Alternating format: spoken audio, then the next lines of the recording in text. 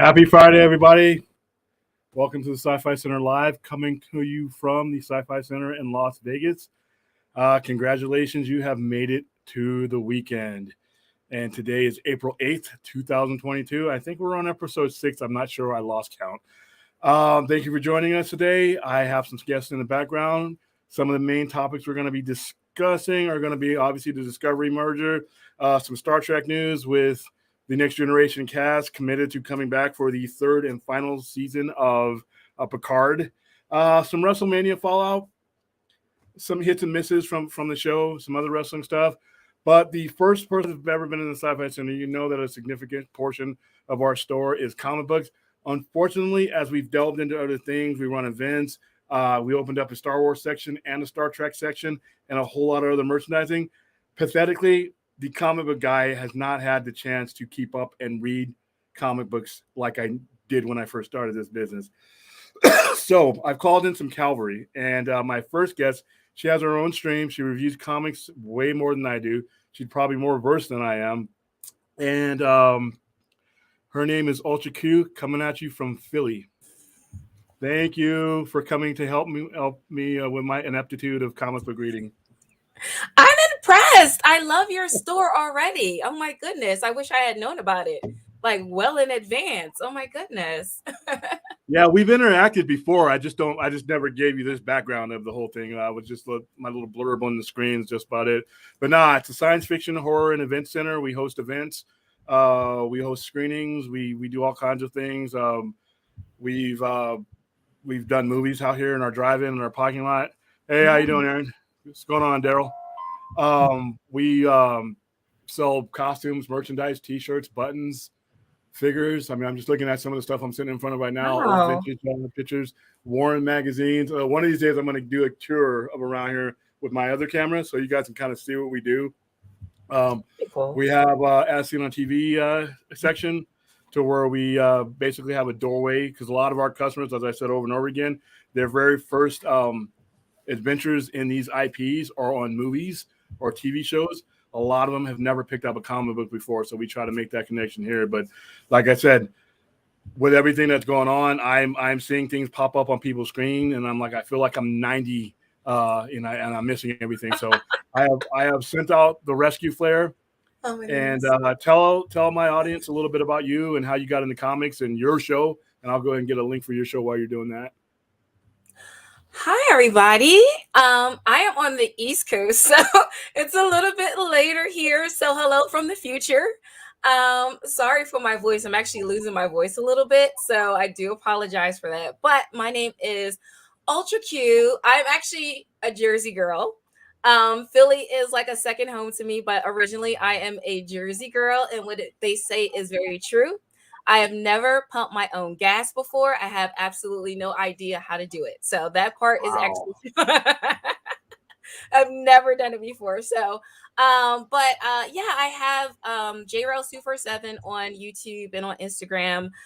Is the handle, is the station. It comprises not just me. I have like a whole team of super awesome people. Prime, who you just saw waving.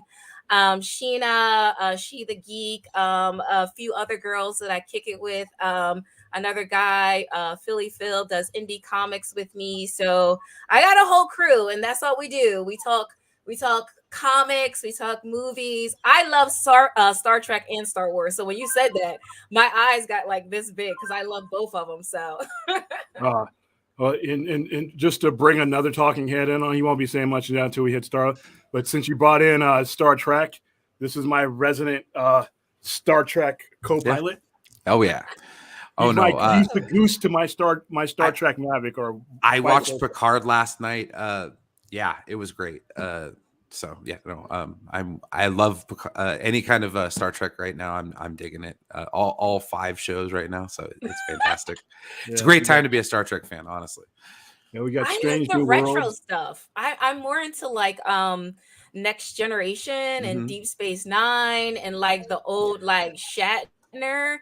Like I haven't really caught up with the new stuff, so Yeah. I'm really like a retro Star Trek. It's a bit of a gear shift, but you know, if you stick with it, it's not too bad. I love Deep Space Nine. Deep Space Nine's my favorite of So good. them all. It's the best. Like It took me a while to get the love Deep Space Nine because of how it started.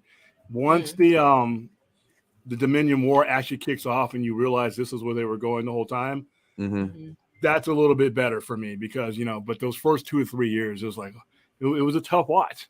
And I can say the same thing. Before or after he shaved his hair? Because I remember my grandma going, he doesn't look the same with hair. Season 3, when he started looking like Hawk again, it was season 3. And that's when the ratings went up and he shaved his hair. So there you go. That was the key right there. Well, that's why they wanted him to have hair to begin with, because they wanted to disassociate him from that character. And remember those uniforms at the First Contact? I remember as an episode of, it was called Rapture. That was the first time that you saw that you saw the black and the felt uniforms, which would turn out to be my favorite Star Trek uniform. Yeah, the TNG movie ones. Yeah. Yeah, I love those. That was the First Contact. I'm going to go ahead and put your link in here so everybody can go visit your channel. Thank you. And there you go. So tell me what I should be reading right now. I mean, I order comics and it's almost like I'm on autopilot, but as I'm reading other rooms and stuff like this, I see some really cool stuff that I really think that I need to be diving into. What are your recommendations for me? Oh my goodness. I heard you say you like sci-fi and horror and all those things. I mean, all right. So I will tell you, I live in Indie land. I used to love Marvel. I used to be a Marvel girl, but Marvel kind of went like a little stale. I started doing a little cookie cutter stuff. And so I branched out and I started dabbling in DC a little bit. So I will recommend Dark Knights of Steel. If you're not a DC fan, I think that you will still like Dark Knights of Steel because they totally rework the whole like anchor cast. The elves are actually bad guys. Kal-El, his parents are still alive. They're bad guys. They run this kingdom in like this medieval setting. There's a plot twist between the relationship between Bruce Wayne and Superman. All your favorite characters, all the anchor characters are there, but they've been reworked. And the way that they illustrate it, they put it on matte paper, which I think makes the textures richer, deeper, like, and it makes it draws you into the scene more. And they do a lot of long angles, so it gives it like that cinematic look, so you feel like you're watching like a movie as you're reading it. So I definitely recommend, if you're like DC Marvel kind of like staple person, try Dark Knights of Steel.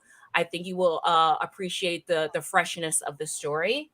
However, if you are into indies, that's where I live now, Indie land. There's a whole plethora of like indie comics that you can totally get into. I'm trying to think, what's a good one? New Masters is the one that everybody is kind of like getting into right now. And you can see she kind of looks like Shuri. And that's kind of like the vibe that you get. This is issue 3. I haven't had a chance to read it. But if you can imagine Wakanda, but like Afro-futuristic Wakanda. Whoa, like, what was that word? Afro-futuristic. Hold on. 12 minutes into the stream, I'm gonna that's a kick-ass word. That's a good word. I think you just invented that, right? Hey. No, I didn't even hear that used in Black Panther. If I was ever going to hear it used, it would have been a Black Panther, right?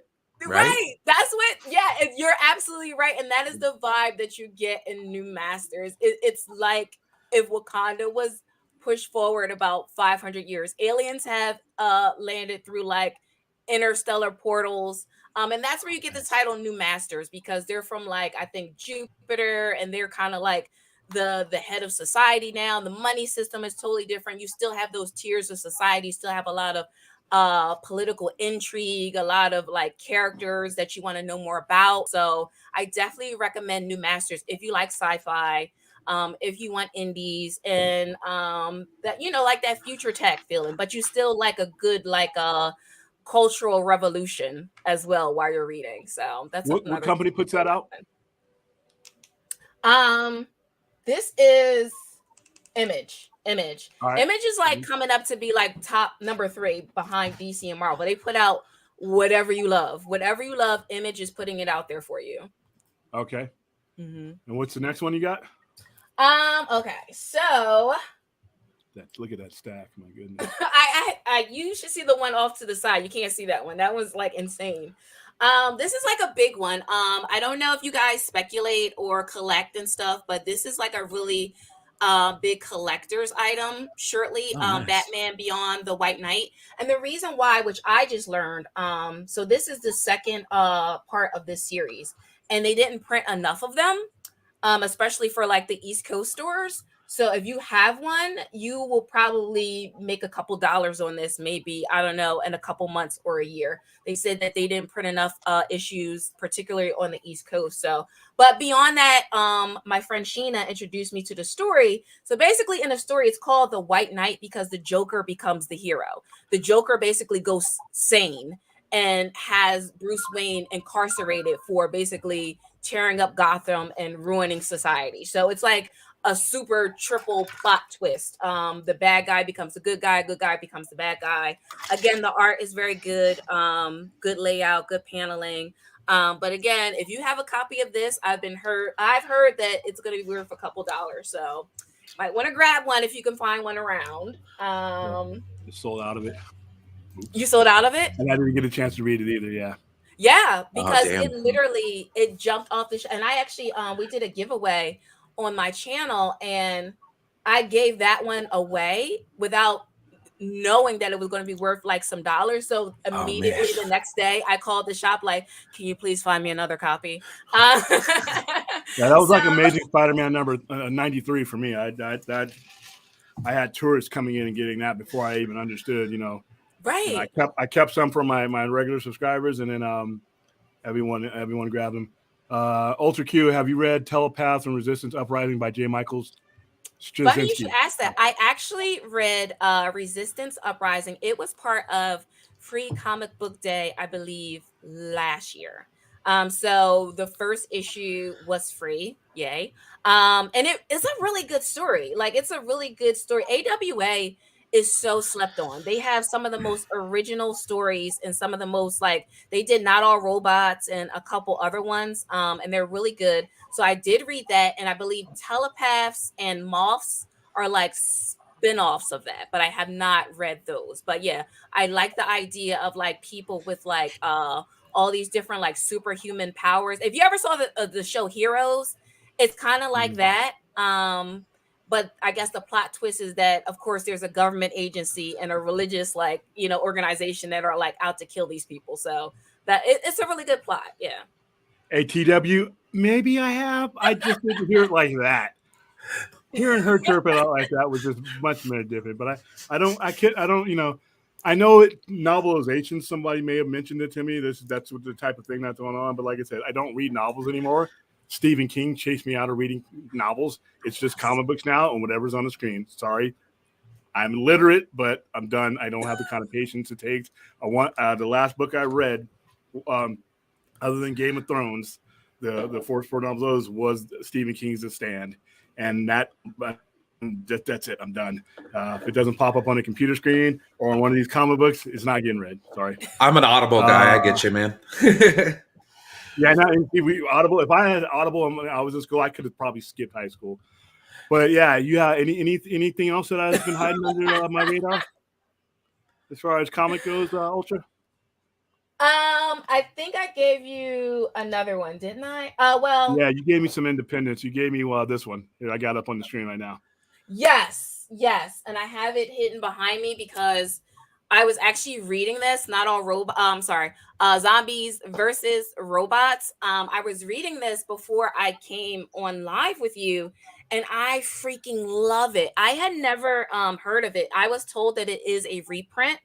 And I love it. I fell in love with it immediately from the first panel. Ashley Wood, I believe, is the illustrator, and it's such art house. I mean, if you're into just random paneling and just like cool sketch work, you will definitely love this. Let me see if I can, this is just This is at the center of it. I mean, Oh wow. it's beautiful. Oh my goodness, that's a zombie and that's a robot. Look at that. Oh my god, the That color. reminds me of how Bill Sikowitz would do things. Like when Ugh. he would do Electra Assassin and all that, he would have 2 pages and just 2 random images on the page.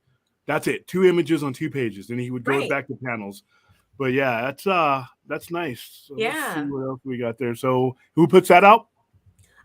This is from Image. Image is always whatever Okay. you love. Image has a story or a comic for you. So I think the I need to name up my of image intake is what I need to do. That's what you're telling me. yeah, definitely tap into like Image, but I think this is called.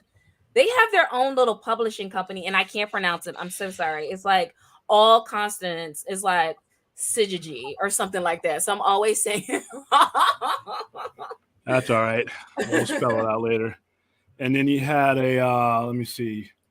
I know you had Dark Knight still has been doing well. That's one I was able to read. That's one of the ones I did not slip my gaze. Anything with Dark Knight, because I primarily when Batman comes in, I read all the Batman titles. I read anything Black Label. If Black Label could put Sesame Street out, and if it's DC Black Label Sesame Street, I'm reading it. Black Label is so amazing. It's like DC's version of like an indie stamp. Like their storylines are just so phenomenal, and the art. Like I don't know if you all read Batman Imposter. It was like because they do theirs by books, so it's like book 1, book 2, book 3. So it was like a 3-book series, and oh my god, I thought it was going to be a direct tie-in to the Batman. It wasn't, but it set the tone to open your mind, I think, for what you saw if you saw the Batman movie, you know? So what the Imposter does is it tells you, in my opinion, it tells you the story from the point of view that of somebody observing the Batman or observing the myth, just like the movie did. Like when the Batman first opens up, you understand the fear that he can put into a city, and he doesn't even have to be in the panel. He doesn't have to be in your presence. You know he's there, and it affects the whole thing. And that's what the Imposter did for me. So, but anything, Batman and Catwoman, is some of the best stuff out there. Like I said, I'm not saying that you have to outgrow the standard DC stuff in order to go to Black Label, but it gives you a different edge that you're just not going to put into the comics now. Anymore. I mean, there's only certain people that can get away with putting that type of edge on Batman. And Frank Miller was one of the examples we used a couple of weeks ago when we did our other show, Sci-Fi Center Presents. And we basically, that was a breakthrough moment, but then they kind of drifted back. Some of the stuff the reason why Black Label for me is so significant is because of the influence that other media has had on the Batman. Like I always bring up the animated show. A lot of collectors that have grown up since the 90s have had the animated show as their standard, whereas I had the Dark Knight and Batman Year One as my standard. I had a much more violent, brutal Batman. Right. So when these cartoons came along, it was like these people who loved this cartoon were from a different planet. I was like, wow, what species are you? What planet did you come from? Because I could not connect with that type of Batman anymore. My Batman had blood on his gauntlets. Right. So and these ones didn't. So now that we have Black Label, the whole environment is just so much better. So you also had a Wonder Woman one. Let me see if I can. Did you read One Dark Night? I'm just curious. Did you get into One Dark Night? Okay. Yes. I only read the first book. I don't know. It was, I expected a little more like a unique storyline with that. So I only went through the first book. But I mean, I really like the art and stuff. I didn't like the pace of the story, to be honest with you. Yeah. I just didn't think that the story moved quick enough for me. It wasn't bad. Not bad at all. Some people love it. I just thought it was a little bit more grindier than the other stuff that has come out. So that's my issue with it. But all right, so here we go with Wonder Woman Historia. Tell me a little bit about that one. So Wonder Woman Historia is DC Black Label, as we were just talking about. So this is actually the second book. And this has been the first one was pretty popular amongst like everybody because it reminded you of like an art book. Ram V, I think, wrote it. I forget who illustrated it, but it was very much like looking into like an art house. I mean, an art museum. Like the display and the layout. So if you're a fan of like comic book art, you would absolutely love Wonder Woman history. And the story is basically the birth of the Amazons, how the female deities of Olympia basically revolted against the male deities for all the violence and crimes against the women of humanity. And they basically take pieces of themselves and like spread themselves across the earth and like seed the earth with these powerful women whose like purpose in life is to protect female humanity. So like I said, issue 1 was way popular. Issue 2, everybody again ran out and just like snatched it off the shelves. One of my friends online here, she said she couldn't get a copy because by the time she got there, it was wiped off the shelf. So I got 2 copies, and you'll see these are both beautiful covers. So one for me and one for her. If you are into just Wonder Woman and you love that powerful Amazonian feeling, then this is something that you and you love art. It has great art. So this is something you definitely want to pick up if you are a collector of comics and you just love the purity of like comics, art, and storyline. So I'm not too out of touch because I have read that because it's Black Label.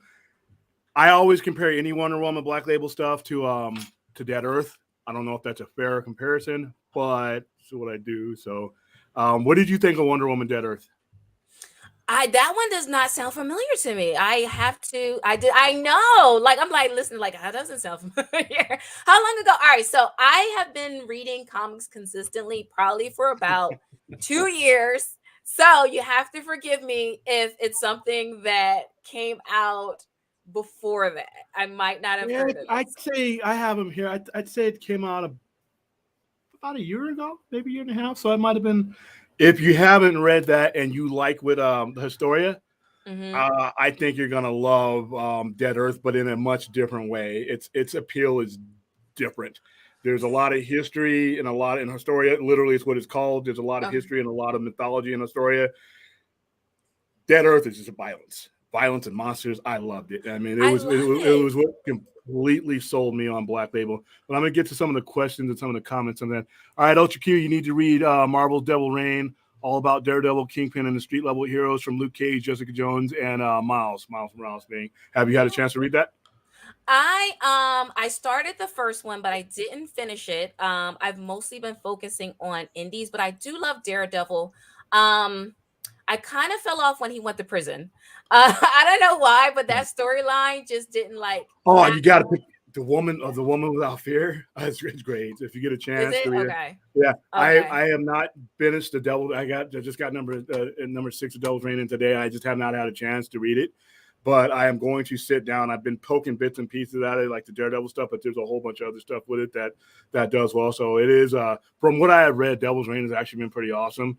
It goes back to the old Defenders type stuff when they use those particular characters. If you like the show, I think if you like the Netflix show, Netflix show. Oh my god! I think this tells a story that could have rolled out on that show. So I don't know if the chat would agree, but that's where I get. Oh, by the way, I got Silent Scotty. I brought him in. Hi, Silent Scotty. Hey, what's up? I've just been sitting here listening to the conversation, so we're all good. Yeah, because once he starts talking, I'll probably have to make him disappear. No, just kidding. Just kidding. I don't have any chatterbox. No, he just has some. He has some sacrilegious takes on things, and I just have to exile him every now and then. I'm still getting over the Watchmen comment, buddy. But yeah, so the Watchmen. Oh my goodness, yeah. Yeah. We were talking about the Watchmen show. We had a difference of opinion. I loved it. He had some legitimate issues with it, but man, I think that show is the standard bearer for DC storytelling on TV, at least. A lot of people are looking to some other stuff like Peacemaker and all that. I think Lindhoff's Watchmen, to me, is the best example of how you can tell a long form story. And I wish he would do another season too. So, but just like Mindhunters, I'm going to be waiting for another season of Mindhunters. And all my shows that I love, these guys go on hiatus or something, or lose their will to do anything. So I have a problem with that. But hey, thank you for coming on and rescuing me and reconnecting me with comics. Even though some of them I read, the ones you brought up, I really, like I said, the message I'm getting is I really need to dive deeper into Image, even if I'm not getting the outward request for it. It sounds like there's a lot of things on there that are not headliners, but that could oh be my good. goodness. Whatever you like, Image has a comic for it, and AWA has just great writing. Like, so Indieland, I would say, is where it's at. I know everybody has their staples in DC and Marvel, but if you want like a crazy unique story, jump into Indieland or DC Black Label. I don't know, did you read for DC Black Label, did you read oh my God, you just said the name. What is the guy's name that John Cena played? Oh my goodness. What is his name? Did you read the Peacemaker version? Yeah. And, oh, I loved it. Did you like it? I love the cover. The cover is the cover with all that blood. And we were just talking a couple of days ago with a customer about when the Dark Knight Returns came out, the blood was brown because they were really pushing the level and they didn't want to cross that level. And if you look at the Batman, one of the major reasons why I was able to get a PG-13 is that if you look, there's never really any blood in that movie. He's bashing people's heads in with things that can block bullets. So people should be bleeding everywhere, but you never see any over blood. But Peacemaker, wow, issue number 1, he's literally standing in a pool of blood. So I'm like, I loved it. I want more of it. I think it's a one shot though, so I'm a little upset about that though. I think it's a one shot, and it's going to be a couple of different one shots with different stories. I think they're going to. I think the popularity of Peacemaker, I think, is going to push that. And I applaud people who like that show. Take a look at that comic because it's not all comedy and one-liner jokes. There's a little bit more to the character, and I think that they did a very good job with that comic, making him into somebody you could relate to. The show kind of did. It took a different route to make him relatable. Okay. This comic is like you're taking him seriously from page 1. Like, you're taking him seriously from the cover because literally it's a cover full of blood. So that got me going because, like I said, if it's blood and violence, I'm in. What was it? Skeeter? What was Skeeter and Scooter, or who was it? That were like his foster Skeeter and Scooter, and they took him on. Skeeter and Scooter, yeah. That was funny, but it's I need to do a deep dive into one of these shows. We do a show called Sci-Fi Center Presents where we go into storylines and stuff like that. We've done 2 so far: Dark Knight Returns and then Legacy of the Watchmen. But eventually, I'm going to get to the point where I just need to go into Black Label and then tell people, listen, you need to start. And here's where to start. You got Batman, Damn, Superman, Year One. You have Wonder Woman, Dead Earth. There's a lot, especially if you're into the Trinity and you're into the tentpole characters. Black Label just tells you stories in different ways. So all right, well, thank you for coming on. I put your link in the but go ahead and tell everybody where they can find you. You can find me and my whole awesome crew at JRails247, and that's on YouTube and on Instagram. So thank you so much for inviting me. I definitely would love to come back and talk more about comics. And I do have one more recommend for you. If you like, I think I heard you say you like horror. So yes. I would recommend for you Vinyl. It's basically, I'll just say, serial killers versus a death cult. Okay. Vinyl was like I read it in the summer, and every time somebody asks me what should they read, and if they're quirky like me and they love like just like blood and guts, but like laughter at the same time, you gotta read Vinyl. It's so Where have you been good. All my life? You had me at serial killer. I was sold on serial killer. Oh my God, he goes to rescue an FBI agent. So it's serial killers versus a death cult who are fighting over an FBI agent. It's like a great series. Highly recommend it. Definitely check it out if you can. But thank you so much for having me, and thank you for meeting these wonderful guys here and for the chat. I totally appreciate it, and I hope to talk to you again soon. Maybe, I don't know. Okay. Oh, cool. Yeah, I'll fall behind again, and I'll send out my flare. Okay. All right. Thank you. I'll see you later. Bye. Right. Take it easy.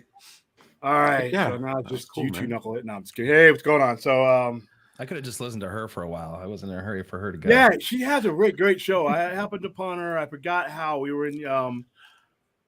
I think she responded to something I did on Instagram, and I clicked her link, and then she's got a whole crew that go all over the place with certain things, and they're not traditional stuff. So that's why I wanted to have her on, because they cover some traditional stuff, but there's a lot of stuff that are on the outer edges, and when you're ordering these things, sometimes. I don't always think outside the box like that, like a customer, because of it's some of the stuff is experimental. Like a lot of the stuff she brought up isn't stuff that's like household names, but it's still stuff that we should carry. It's still stuff that we should have as far as variety. So that's why I wanted to bring her on. Plus, like I said, I haven't had a chance to read as much as I used to.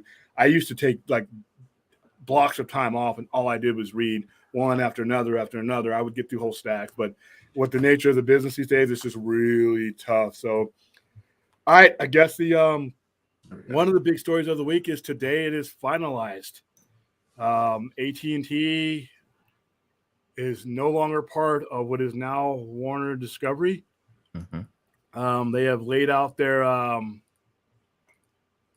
me pull it up here. They've laid out their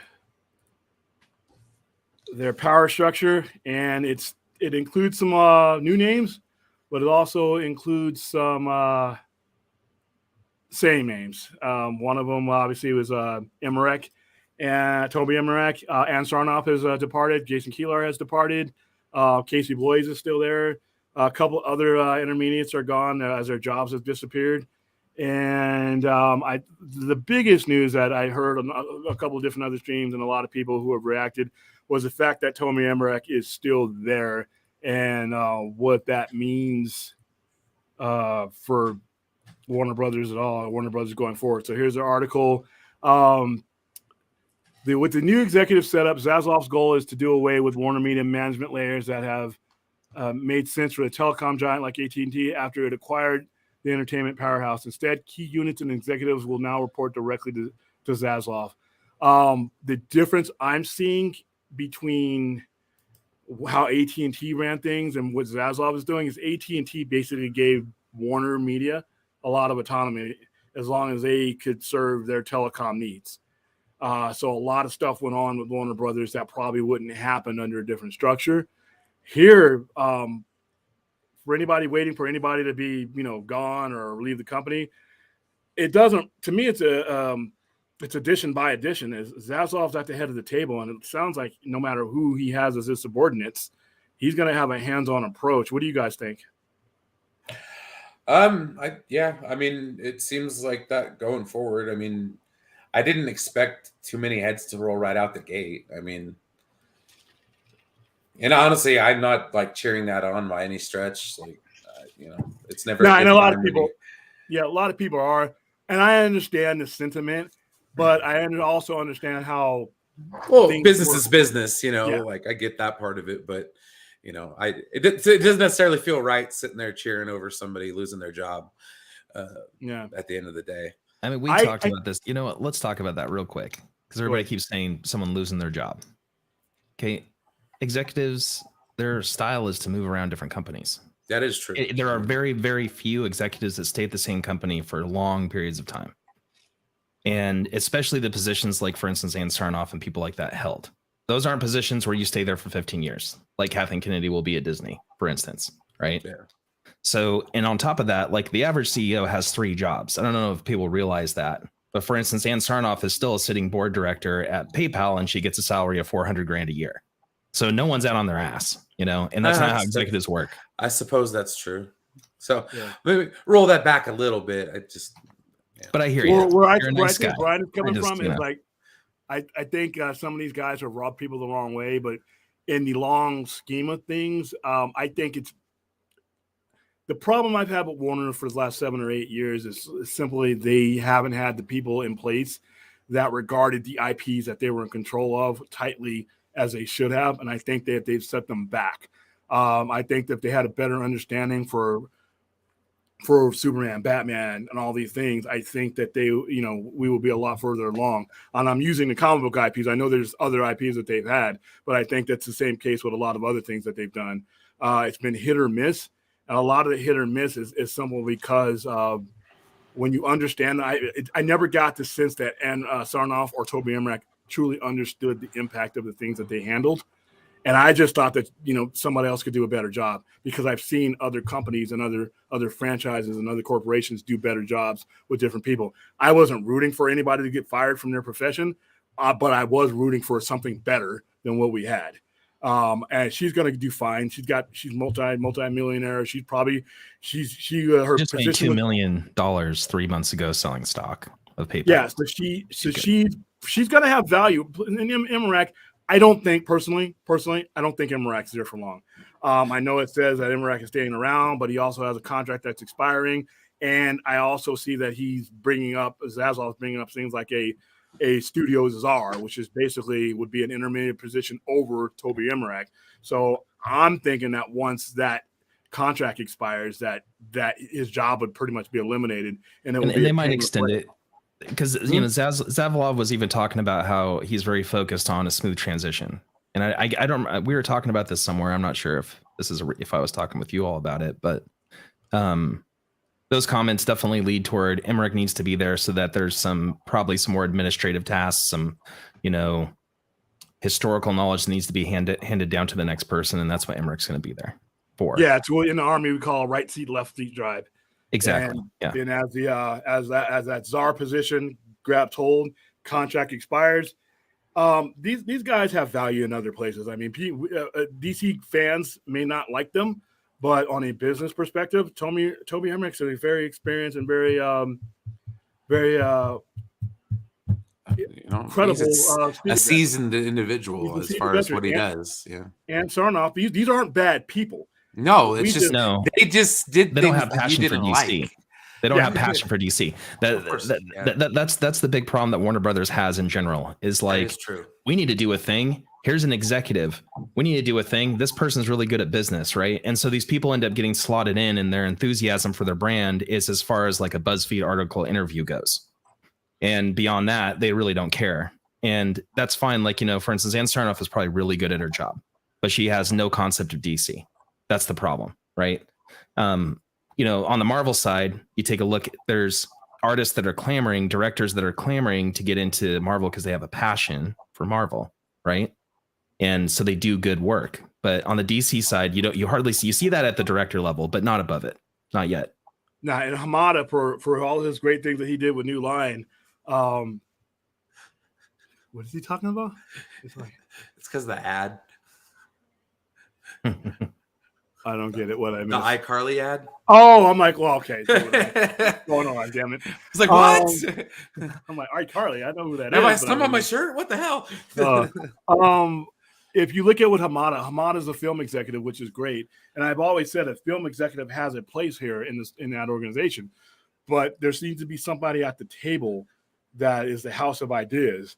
The film exec is a guy who does the nuts and bolts and everything else and makes sure budgets and all that goes, casting is done right, everything like that. But there's no house of ideas in DC sometimes that doesn't get overruled. With Feige had experience coming up through what Fox was doing, and then he basically came up through Marvel. He knows the IP. He knows how the IP, people respond to the IP. And I just never got that sense that under the current management that any of these guys had that connection and knew what the response. And when they did start listening to people, they listened to a lot of whining and critics and people that were not going to have any stake in the action. Most of them were going to get paid or free tickets to a movie, and the other ones were never going to see it. They just wanted to get on the internet and affiliate. And that's what was happening in 2015, 2016. It's a lot better now. It's a lot better now because you would not have been able to release the Batman in 2015. It's just, there's no way in hell. All right. And if some of the movies that got, released in 2015 were released now, I think they would have been bigger hits because the mentality around comic book movies in 2013, 2014, 2015, and 16 was really kind of idiot driven. And I think a lot of that is worn off now to where people are a lot more open-minded to some of the things that were happening back then. But the executives, they could never recognize that. They could never recognize the fact that if we're going to put a Batman in there, it may not make $1 billion because of the fact that we have this legacy property, 8 decades of storytelling. It's going to take time for people who are holding on to Kristen Bell's Batman to embrace Ben Affleck's Batman. And it might take time for people who are embracing Ben Affleck's Batman to be open-minded to Robert Pattinson Batman. Whenever you have these characters like that, you can't just look at the immediate whatever and say, oh, we have to change course. Otherwise, The Dark Knight, Batman Begins barely broke 400 million. So that couldn't have been the litmus test for going forward because they went forward. So I just think a better group of people could probably do a better job. And that doesn't mean I'm rooting for somebody to be, thrown out of a window out of their office with their No, manila but I'm folder. just saying there's Yeah. better people. There's better people in the bullpen to choose from, and right Exactly. now we're not putting the right lineup on the field. So Yeah. I understand a lot of that. The cohesion can come with new leadership. So I don't know. I'm just kind of like a wait and see thing. I'm not a business expert by any stretch. So like, and not only that, but I'm not one to get my hopes up for a lot of things. Yeah. So I think we got about 18 months, personally, an 18-month road to get the company to where it is must watch movies. You know what I mean? To the point where, like, when I walk out of a DC movie, I'm like, holy cow, what's next? You don't have to hang your head in shame. Yeah, well, we haven't had that. Like, when I walk out of the Suicide Squad, it's not, wow, what's next? It's okay, what's next? When I walk out of a certain DC movies, it's like, okay, or DC projects, I'm like, okay, now what? And then we wait a year, we wait 2 years, and then whereas, like I said, not all MCU movies are great. Trust me, there've been some turds out there. Yeah, but they announced the next one like 3 seconds later. So if you don't like a movie, chances are you're gonna like the next one. Yeah, and you're walking into an atmosphere that is an event. You're walking into a gladiatorial event, and it's fun. That's the main thing. That is the differentiation I will make between the two franchises. Okay, Marvel is fun. Yeah, sometimes DC is fun. Sometimes, yeah, when they allow themselves to be. Yeah, it can be great. So. It's really sad because it's like they're capable of it. You're like, you entertained me as a child. You don't understand. Superman the movie was my first superhero movie, as it was for a lot of damn people. Like, yeah, you had it. Here's a good question: why is that a magic number? To be honest with you, it's not. It never was. That was more of a fan-driven number than anything else, and the fans drove that number, and then the execs who really didn't know better at the time wanted to be part of that club because they figured that's the thing. Well, at the time, think about it. Like, there was a lot of stuff that was like cracking $1 billion was not a hard mark for a Marvel movie to crack. So it's like, you have the two biggest characters in DC, basically, Superman and Batman. Of course, we're going to make money, right? Like, come on. You can't fail. Then you put Doomsday in the trailer. But they didn't fail, though. That's the thing. And they made $870 million off of those characters. And that mentality, and you were right. You're 100% right. But they should have looked back at that and said, well, wait a minute. We just threw those two characters in movies not even 5-6 years prior. And Superman Returns did not break $1 billion. People were still getting over The Dark Knight Rises. The Dark Knight Rises. And that made $1 billion. Listen, those last two Bale movies are a Heath Ledger away from being really good movies and really good box office. But The Dark Knight is not $1 billion without that performance from Heath Ledger. And that performance carried over, or that energy carried over until the last movie. And it wasn't that good, to be honest with you. But it was this mentality of $1 billion instead of refining the product. They put out a good movie in Man of Steel. I love Man of Steel. I know a lot of people have a different take on Man of Steel. No, it's a quality film. Like, honestly, I mean, if you look back, like, compare it to Superman Returns, the quality of that movie is just 10 times better. I mean, and then you went out with BVS and made $879 million. So you're increasing, but because they weren't making $1 billion, but like I said, I knew people that were not going to see Man of Steel simply because they couldn't let go of Christopher Reeves. All right. Oh, yeah. And that was one of the main reasons why Superman Returns sort of failed. It's part of the reason why we're in the problem we're in right now. Yeah. It's the same thing with Star Trek, kind of. That's kind of how I look at DC, because DC like gave us content way back in the day. Like, it's freaking Batman in the 60s, like there was a form of in like Wonder Woman.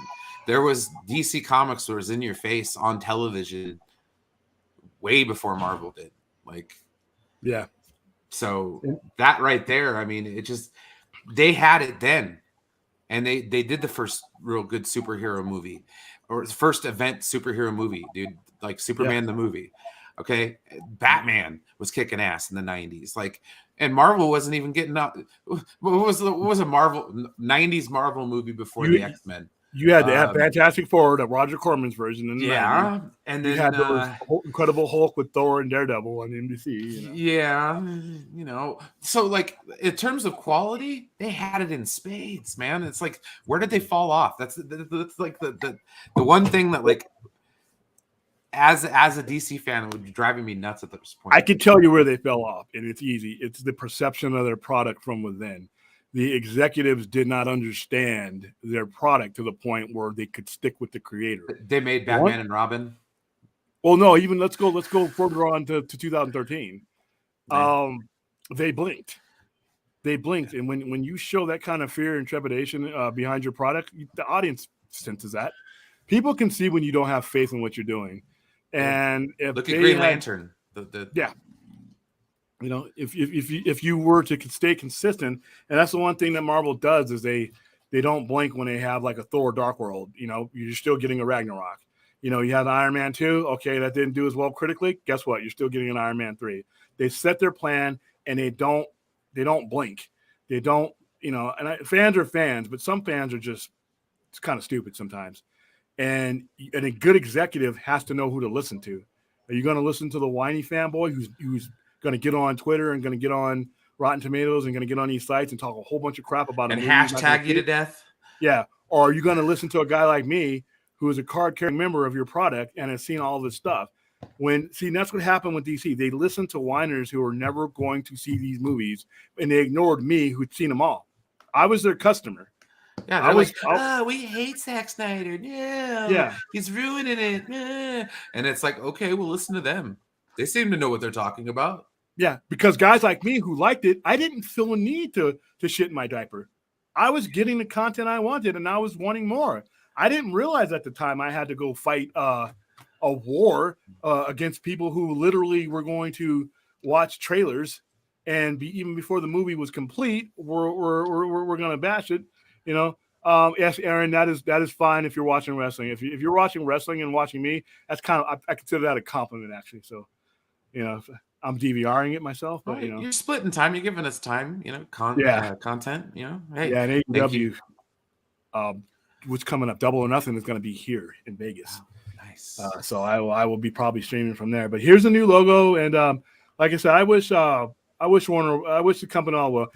My advice is to people: don't expect instantaneous anything. Be honest absolutely. With you. They've given themselves time and to curb your expectations. Right. Like curb your expectations. If Hamada stays on, it's probably for a reason. So, like, you know, just be all right with it. And don't freak out that Hamada stays on.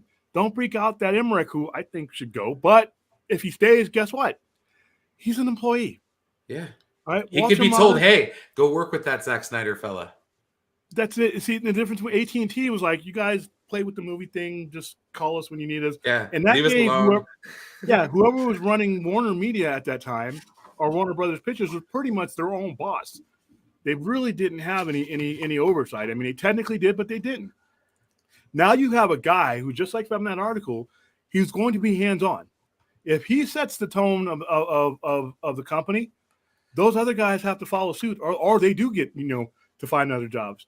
Now, if David Zaslav, and the experience I've been studying on this guy and the organization that he's built and how it's run and how people regard him, if he says, you know what, I don't think it's time to do any more certain types of DCU stuff, I will be disappointed, but I will know it's coming from somebody who analytically looked at it and said, this isn't for us right now.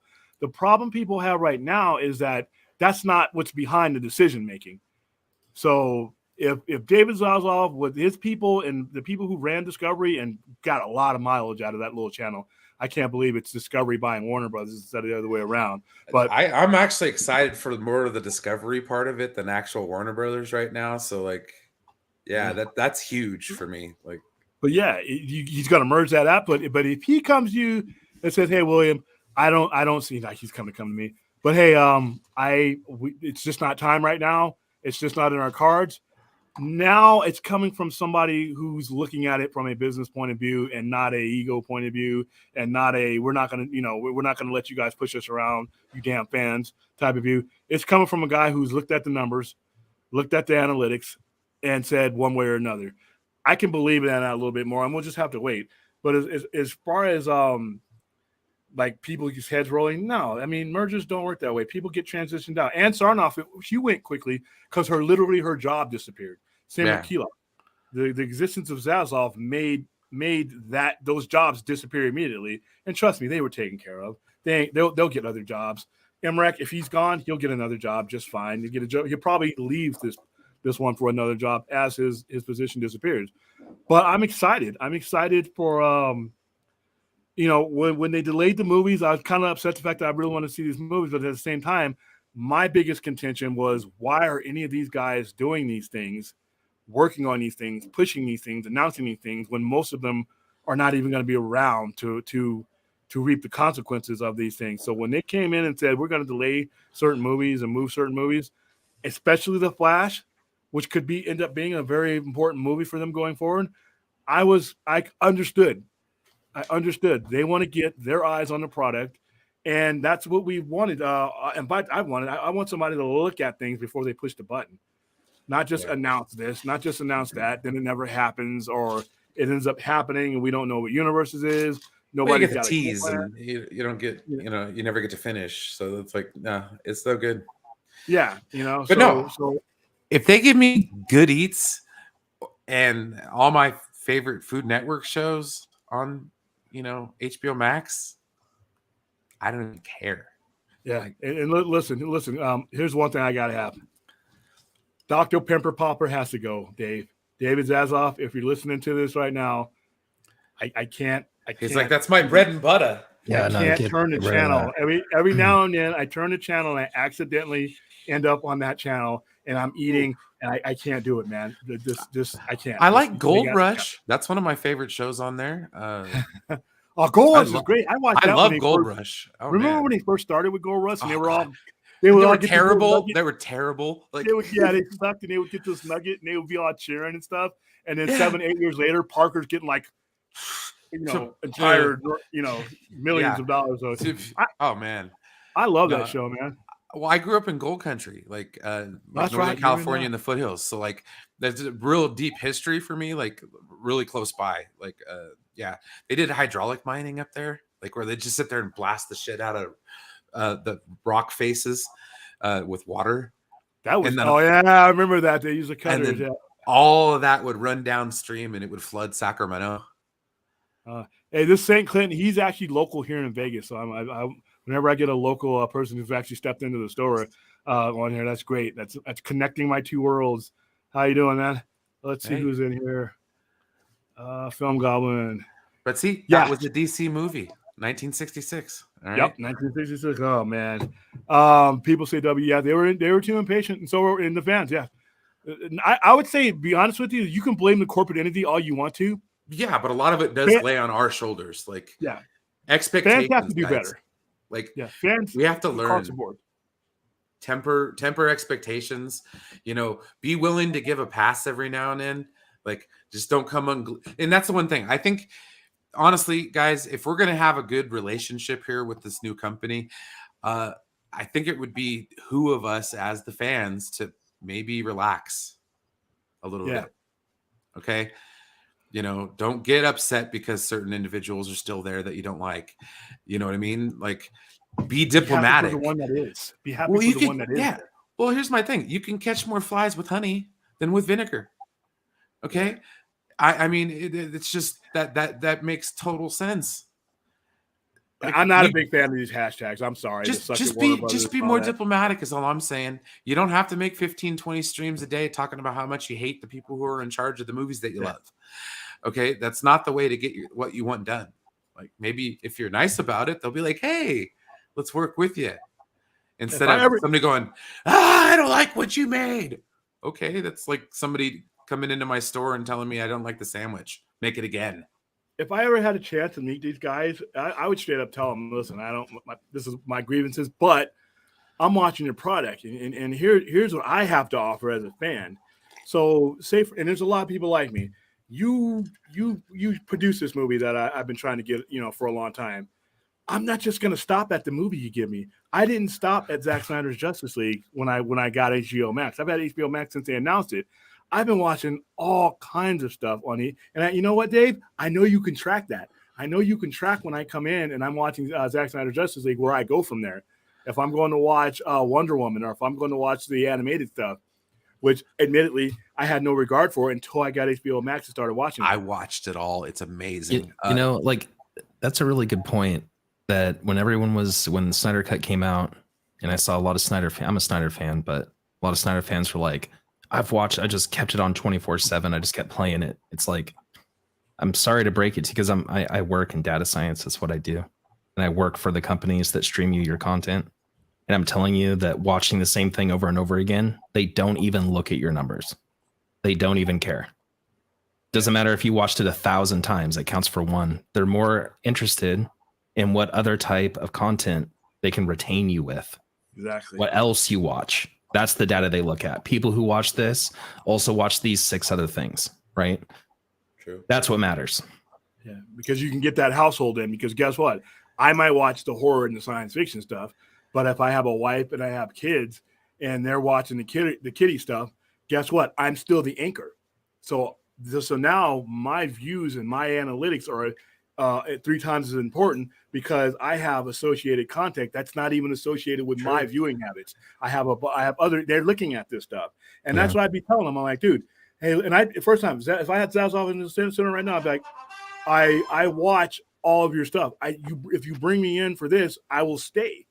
But you got to bring me in for this, and then I'll hang around. And I think that's what with Warner Brothers, this is one of the reasons why I personally do want a new regime to take over, is because I think the Hollywood aspect of it, the wins and losses, the way Hollywood and an old film execs, they weren't coming from a streaming point of view. They weren't coming from an IP content point of view. They're looking at it for budgets, box office, and everything else. And that is relevant. But at the same time, we're in a new era where, like the Batman, people are like, oh, the Batman's not going to make money because of this and that, or the Batman's it's not going to break $1 billion. The Batman never needed to make $1 billion. I've always contended that the Batman, its true value, is on HBO Max on April 19th. I saw it once in the theater. I'm going to watch the hell out of that thing once it hits. I'm going to break down scenes. I'm going to watch that damn Batmobile scene rev up over and over again. When you first see the Batman, it's screaming and it's roaring. I'm going to watch that 20 times. Its value to Warner Brothers is on that streaming service. So it made $700 million. Congratulations. That's a bonus. But you're talking about 70 million, 75 million subscribers or 75 million subscribers paying $12, $13, $14 a hit. You do the math. What's more smart to you? The 700 million that you had to split up, and some of that's global. You had to split up and give a third, or that 100% that you get from HBO Max every time I tune in. And every time I don't unsubscribe. I've been thinking about watching like The Sopranos, man. Like, oh, dude, there's other stuff on there. Sopranos, Boardwalk Empire. Like, I love that kind of crime type driven show. So I'm like, yeah, there's so much more stuff to watch. Yeah, it's the best service. I think it's the best service. So if you're watching this, Warner Brothers people, like intern or something, like, we do enjoy what you put out. But you know what? Give me some more Snyder stuff. I'm not just gonna go watch that. I'm watching. There's Friends on there. There's Sex in the City. I won't watch that, but if I have a significant other, there's stuff in there for the kids. You watch. Once you access my mind, if I'm the bill player in the house and you gave me my Snyder stuff, hey, guess what? I'm not just gonna unsubscribe. I'm gonna have a little count there for my kid and my wife, and she can watch all that stuff. So it's just, but that's how you have to explain it. Not hashtag suck it Warner Brothers. Not hashtag fire so and so. That just tells me that you don't really have much loyalty, that if I don't give you what you want necessarily, or I don't do it exactly like you want, I could do great, and then I have a slip up, you're gone. And to me, that's not the proper foundation to build anything. Well, you become the segment of fans that they just ignore. Yeah, the white noise. There's a lot of those in the Star Trek community at the moment. Yeah, there are. I'm sorry. Unfortunately, it's like the show will pass you by. And that's one thing I've noticed. It's like if you're not down with New Trek, it's gonna It's still happening. It's moving forward, whether you like it or not. So, and all the ones that I hate Discovery's woke, and this is not Trek for me. Oh wow, Strange New Worlds, I can't wait for me. But you know how you got Strange New Worlds? You got it with Discovery. So I can't wait for Strange New World. I think that has the potential to be the best Star Trek show in a long, long time. I know the last couple of trailers have been amazing. Anson Mount is great. I love him as Captain Pike. I like the fact that he knows what's going to happen to him. He's talking to Spock, like how he has to deal with that, and that's great. One last thing on the Warner thing. And that was. Remember, I said this on Enosh's stream a bunch of times. If I were to take over Discovery or Warner Brothers at the time, and I held a meeting, and I'm going to probe you with a bunch of questions, and anybody that has got their eye on Marvel's product to that point, you're fired. I don't need you. If you want to let us emulate the business structure that we think we need to do, if we copy a business structure from Marvel, that's great. Content-wise, there's a whole bunch of circumstances that do not apply to DC Comics and their IPs that apply to Marvel and vice versa. Run your company. And yeah, this was a mistake. And not only did Warner do that, but the fans drove Warner to do that. And Warner at the time wasn't good enough to know who not to listen to. And hopefully that's water under the bridge. Star Trek has the same thing going for it. But finally, Star Trek said, you know what? We can't win. We might as well find a group of people who enjoy our content, and we're going to put out content for them. And it worked. You know, there's a whole bunch of whining about Discovery and all these other things, but you know what? There's a lot of people that like that show.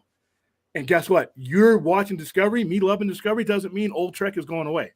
No. All right? It's still going to be there for you. And in many ways, this new generation of people that I'm watching this stuff with, they weren't watching old Trek.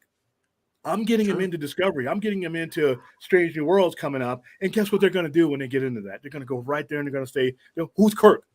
Oh, well, no, that Kirk in Star Trek Wrath of Khan, I don't recognize that. That doesn't. I need to go back to the 67 and all that to get the Kirk that lines up with this one. And guess what? Get the context, you've created a chain and you've made your house much bigger. And that's fans need to do that. Fans need to make the house bigger. And just not everybody that lives in that house is the same. You know, there's going to be an asshole in the big room. I mean, we all want the house, though, right? They're going to be like, there's too many fans in here with us. Get them out. No, we're different. Like, I don't watch the cartoon stuff for Trek. I don't watch the, what's the you know what I mean? Oh, Lower Decks. I can't stand Lower Decks. But I know a lot of people love it. Yeah. And I'm just happy that that's a doorway for Trek people to come in, you know? There you go. No, it's kind of like, okay, I was a Star Trek fan in the 90s. Does anybody remember how bad that was? It was a very solitary existence.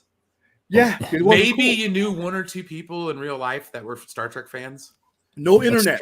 That's true. No internet until the late 90s. So you were like not only solitary, you were really solitary. Yes. I was a really introverted kid, so I didn't really care about that. Well, yeah, no, it didn't bother me, but like now it's cool. Now the introverted is it? I don't think it's cool. I still don't think people give a shit. Look, the normal person doesn't really even watch these shows. Like, let's be real. Right. No, like the success of most of these shows is, can I watch this casually while also flipping down on Twitter?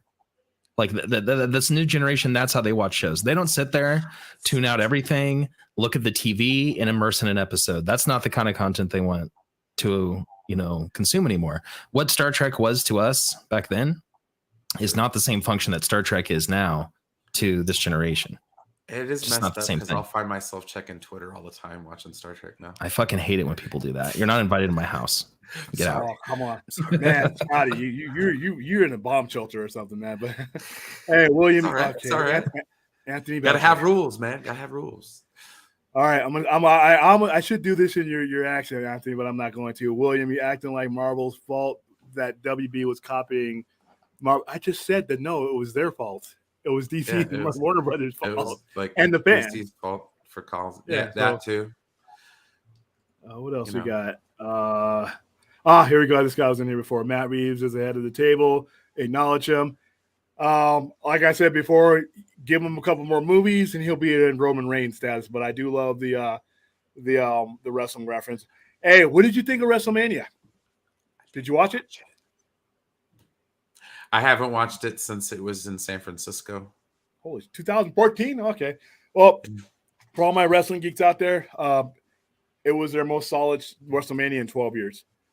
It wasn't great, but it was probably the most solid episodes are to right around where you stopped watching it, because it has, it had a big match feel for most of the matches. Some of the matches were stupid. The jacket, even the Johnny Knoxville thing, I posted that in our chat. The giant mousetrap, I laughed, and I don't laugh at jackass stuff. Yeah, I watched that clip, but I didn't watch the whole thing. But the giant mousetrap, that was cool. The fact that he was able to do it, and the fact he would pull it off. But WrestleMania, I thought wasn't a waste of time. Granted, I only paid the $4.99 with Peacock's premium, but it wasn't like the old days where I dropped $60 or whatever on it, so it had to be good. Then this was decent. So now this whole Picard thing, which is some weird stuff going on this week with Picard. Here we go. Yeah. So you watched Picard Silence, Scotty? I did. I caught up this week, and I'll be honest. I mean, I don't know where this conversation is going. I was. Hold on, Scotty. Hold on. I gotta get my mouse over the remove thing. So when you slip up, now I'm just kidding. I won't do that to you. Oh, come on. Go ahead. All right. When this season started out, I really thought this was going to be the season. After a couple episodes, I was like, all my friends that have been dissing on new Star Trek, some complaints I think are valid. I think some other ones is just internet hype. And I was like, hey, this season, this is the one where I can go back to my friends and say, hey, you didn't like the first season, but this season is different. And then the last episode came, and I was like, I'm just going to keep that to myself, and I'm not going to tell anyone to watch this show. Colors, dude. Is that Brian? Brian's changing colors in this upper right hand corner. Nah. Oh, okay. Nah. I can fix that. No, I'm just kidding. I am in between. I understand exactly what you're saying. I'm liking it, but there's so much more there that's just being.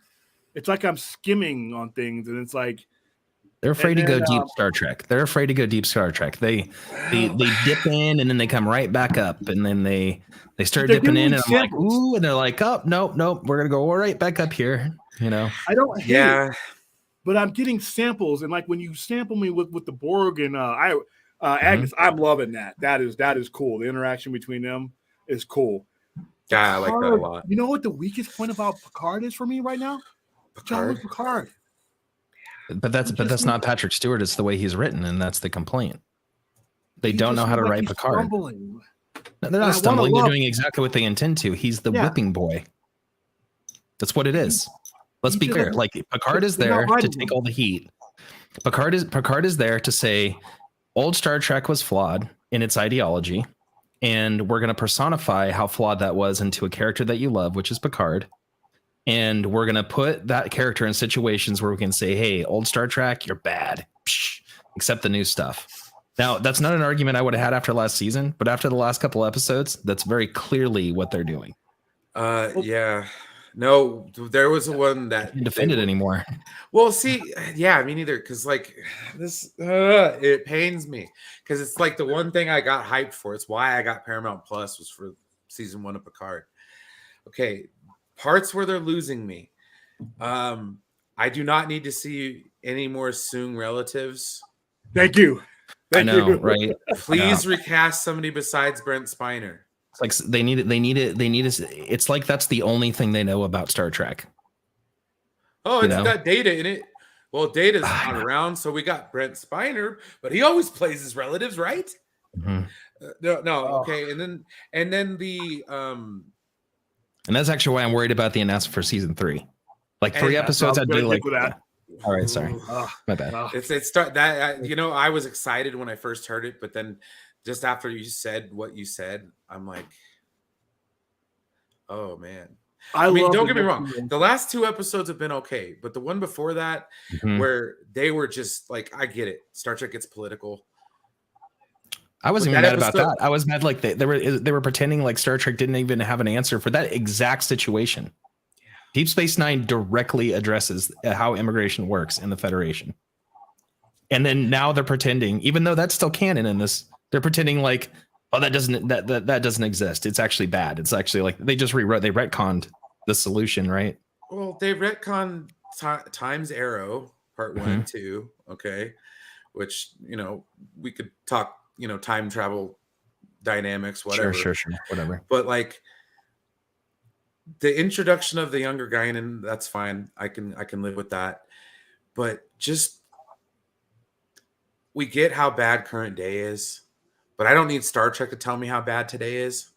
Star Trek While is I'm supposed to be still about living, solutions. by the way. Things are bad now, but yes, in the future yes. we can be better, and this is how we can be better. That to And me I is get the it. Like heart of Star Trek has the habit of hitting things on the nose, but like they took a jackhammer to the nose. Like, yeah, it was just so much. And I was like, I was taken aback. Like, normally that stuff doesn't bother me. I can Same. get used to it because it's Star Trek, you know? I'm like, okay, yeah, it's political in the 90s, man, you know, whatever. It was just like, dude, it was like the writers were like, yeah, take that, you know, middle America. It's like, okay, dude, but like, the thing is like in Star Trek, and you know, I don't have a specific example off the top of my head. I'm not that clever, but in general here, this is what I'd say is that you almost with other Star Trek has always addressed political issues, world problems, cultural. But the way it's done it is that you don't recognize it necessarily. You come into a situation in a Star Trek episode and you don't recognize the solution you're witnessing in the problem that it's addressing until you're into the episode. And that's sort of the thing, right?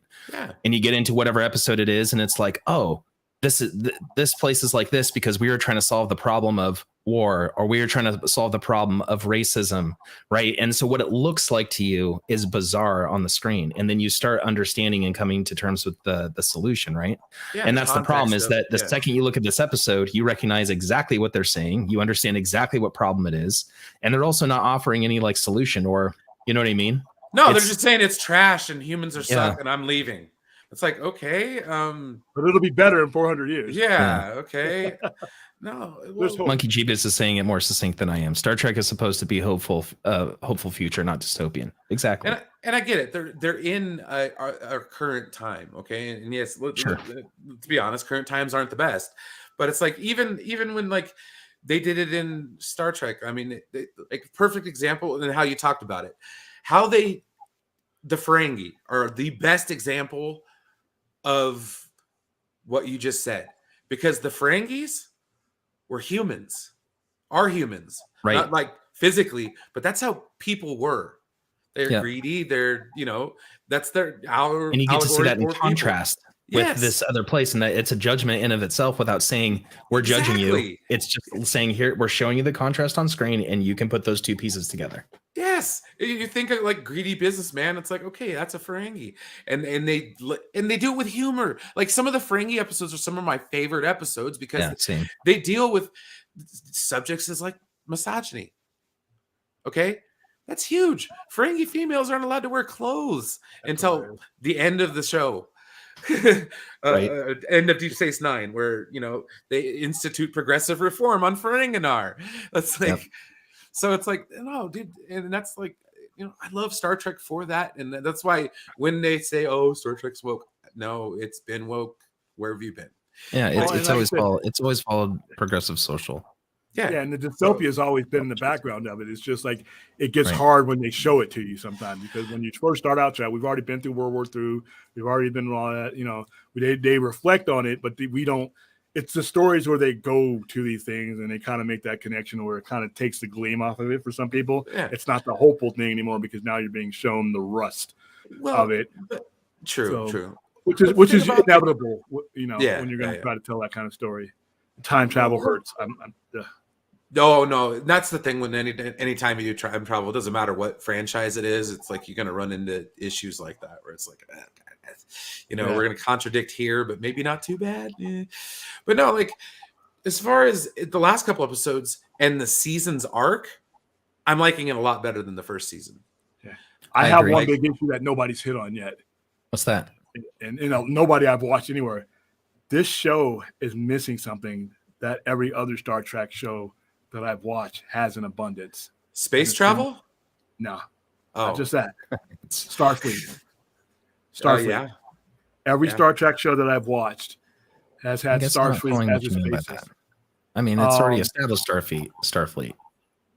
It is, but Starfleet is part of the storytelling in every Star Trek story. Well, yeah, but even in like for first season of Picard, Starfleet was the problem.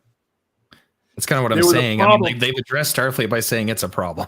Yeah, It's like and everything like you you thought say, about it's like Starfleet. There's no for the way they've set up Starfleet.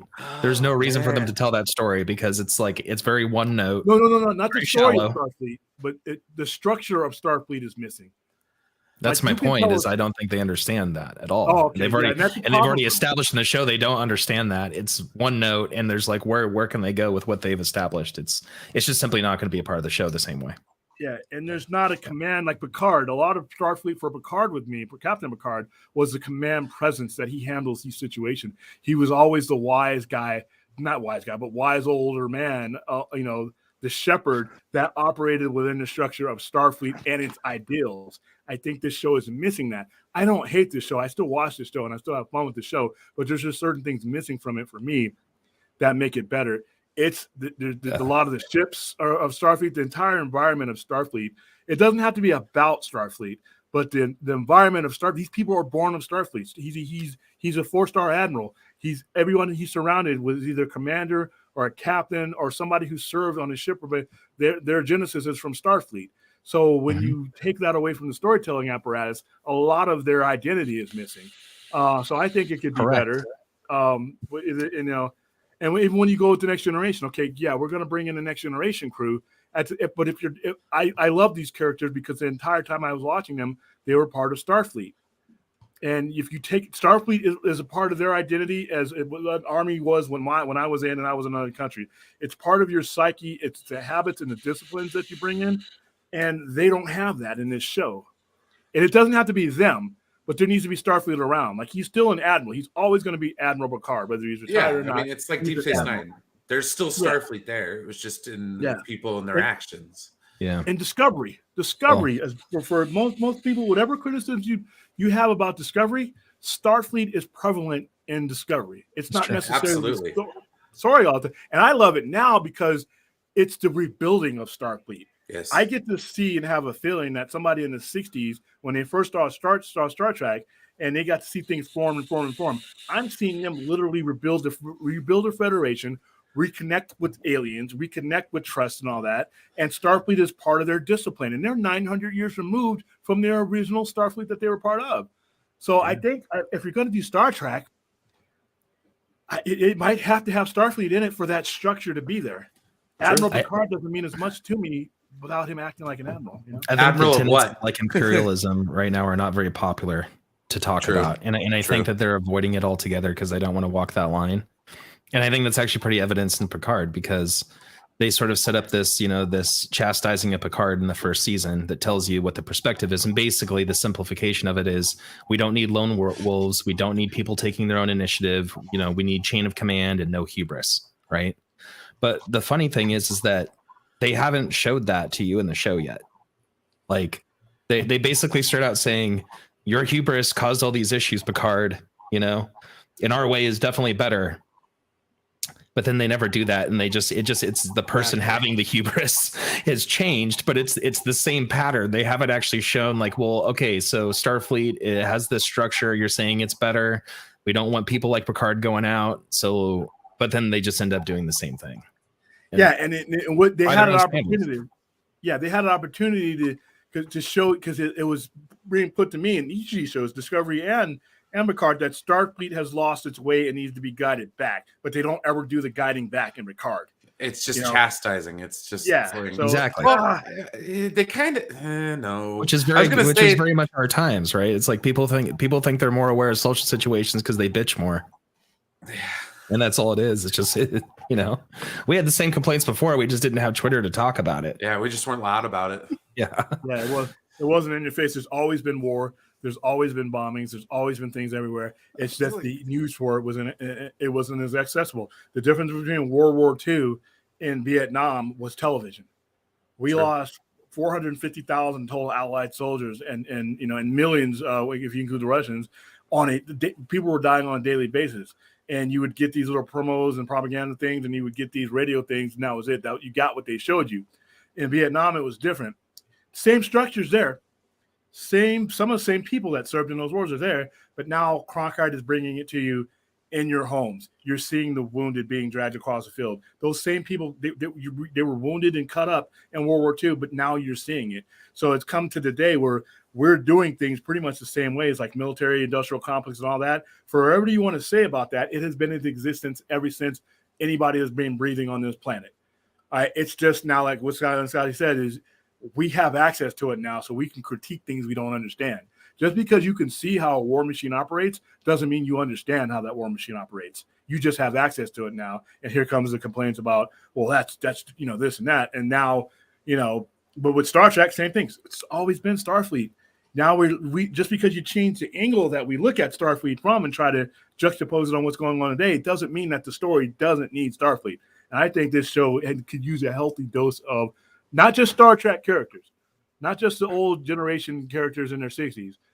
Like when I saw Will Riker as a captain, should have been admiral, but as a captain commanding a ship, that was kick ass. That was cool. Starfleet. Yeah, but I haven't seen that since. I see one person in their Starfleet uniform, and that was when that graduated. I don't even know if that was real timeline, depending on how this all wraps up. It was like 5 minutes of the last episode of Picard in the first season. Yeah, I mean, it was like the only good Starfleet. I was like, yeah, let's go. And I was like, I got more excitement out of Lower Decks. I'm not even gonna lie, because I Lower Decks, like the fact that you see people being Star Trek. They see Starfleet. It's goofy, but it's still Starfleet. Well, Riker is in command of the Titan. Yeah, his ship. And you get to see him. Like, he's in season 2. Like, it's awesome. So, like, that feels it. I don't know. I think it also kind of depends on who's in the White House. Like, I feel like a lot of this was written while Trump was still president. So there's that angst you can feel kind of. I was like, it's funny. I was listening to, speaking of that, I was listening to Green Day and their opus, American Idiot. Mm-hmm. And I was like, wow, that was when Bush was in office. Yeah, that's true. I was overseas fighting a war that he sent me to when that came out. Oh, you were in Desert Storm? American Idiot. Yeah. Nah. Hey, I ain't that old. Damn, dude. Iraqi Freedom. Yeah. Okay. American Idiot came out in what? 04, right? Yeah, 04. Yeah. Wow. That was right after we invaded Iraq. Yeah, because I went in. I was there from October of 04 to October of 05, a year in country, and then 2 months on either side demobilization. So I was away from all this for 15 months. I came back, and it was like everybody was different. Everybody was, I mean, it was like people had quit their jobs, people had moved on, and I come back here. It's like I literally look like I had woken up from, like when Buck Rogers wakes up from his little freeze in the space shuttle. I'm like, people are, other than my family, everything has changed. It was like I go to the places I went to all the time, the bars I went to, and the places, new bartender. I mean, it's just, it was weird. But yeah, American Idiot, Green Day, and then Wake Me Up When so that was a great album. Yeah, it was. Here's something I meant to. I laughed at how people like John Campea, Watermark, say that day in release will ruin these movies at the box office when the consumers had the option available. I agree with that because I think that's bullshit. Dune, I loved Dune, but I had to drag people to fall in love with Dune. Other than when we did our screening and we brought people, but as far as outside of that, I could not convince people to make the investment into Dune. Can we talk about that real quick? It just wasn't going to happen. What's up? Can we talk about Dune real quick? I've been wanting to talk about Dune. Can we talk about it just real quick? Sure. Yeah. Here's my pitch for Dune. It's like, because Enosh wasn't a big fan of it, and I remember one of his complaints was it's vacant, right? And I heard this from other people too. I'm not trying to rag on Enosh, but he's just it's just such a vacant thing, and Dune represents a type of people have conflated science fiction fantasy with science fiction, right? They're two different things. True. And Dune is science fiction. It is an imagining of what humanity looks like in 20,000 years. Their concepts of morality, the things that are important to them, are completely different. They're not very materialistic. There's other concerns that they have, right? So they don't have stuff in their rooms, right? They have vacant temples because everything is very function based, right? And that's the part of the vision of Dune. You're supposed to feel uncomfortable. You're supposed to feel out of your element. You're supposed to feel like I can't relate to anything on screen. Like I heard a lot of people say, I couldn't relate to anything. It's like, correct, it's sci-fi. This isn't your world. You should feel like you don't relate to hardly anything apart from maybe the core tenets of survival. That's like your only real connection to it, you know? That But anyway. I have why to, I wasn't real- a big real fan quick, on guys. that. I agree. I have a sponsor because, you know, it's how I roll these days. So my very first, actually, I have a couple of them, but one of the sponsors I have, if you're like me and you're an idiot and you can't put anything together like barbecue grills, toys, TVs, furniture, you look at IKEA and you're like, I can't understand this. I need help. There is a guy here, Alfonso Cruz. He runs a assembly business, and I'm going to go ahead and show you his commercial because trust me, he comes in handy. At Assembly Required, we understand how much trust you put in the individuals who have the privilege of providing you with something as integral to your way of life as furniture. The furniture you choose to feature in your home or in your business plays a huge role in sculpting the personality of that space. Since our earliest beginnings, our goal has been to assemble a wide selection of the highest quality furniture possible. Beyond excellence in the services we provide, we pride ourselves on 13 years of experience. Whatever your furniture needs might be, Assembly Required has you covered. To learn more, visit our website at assemblyrequiredlv.com or give us a call today at 702-551-2024.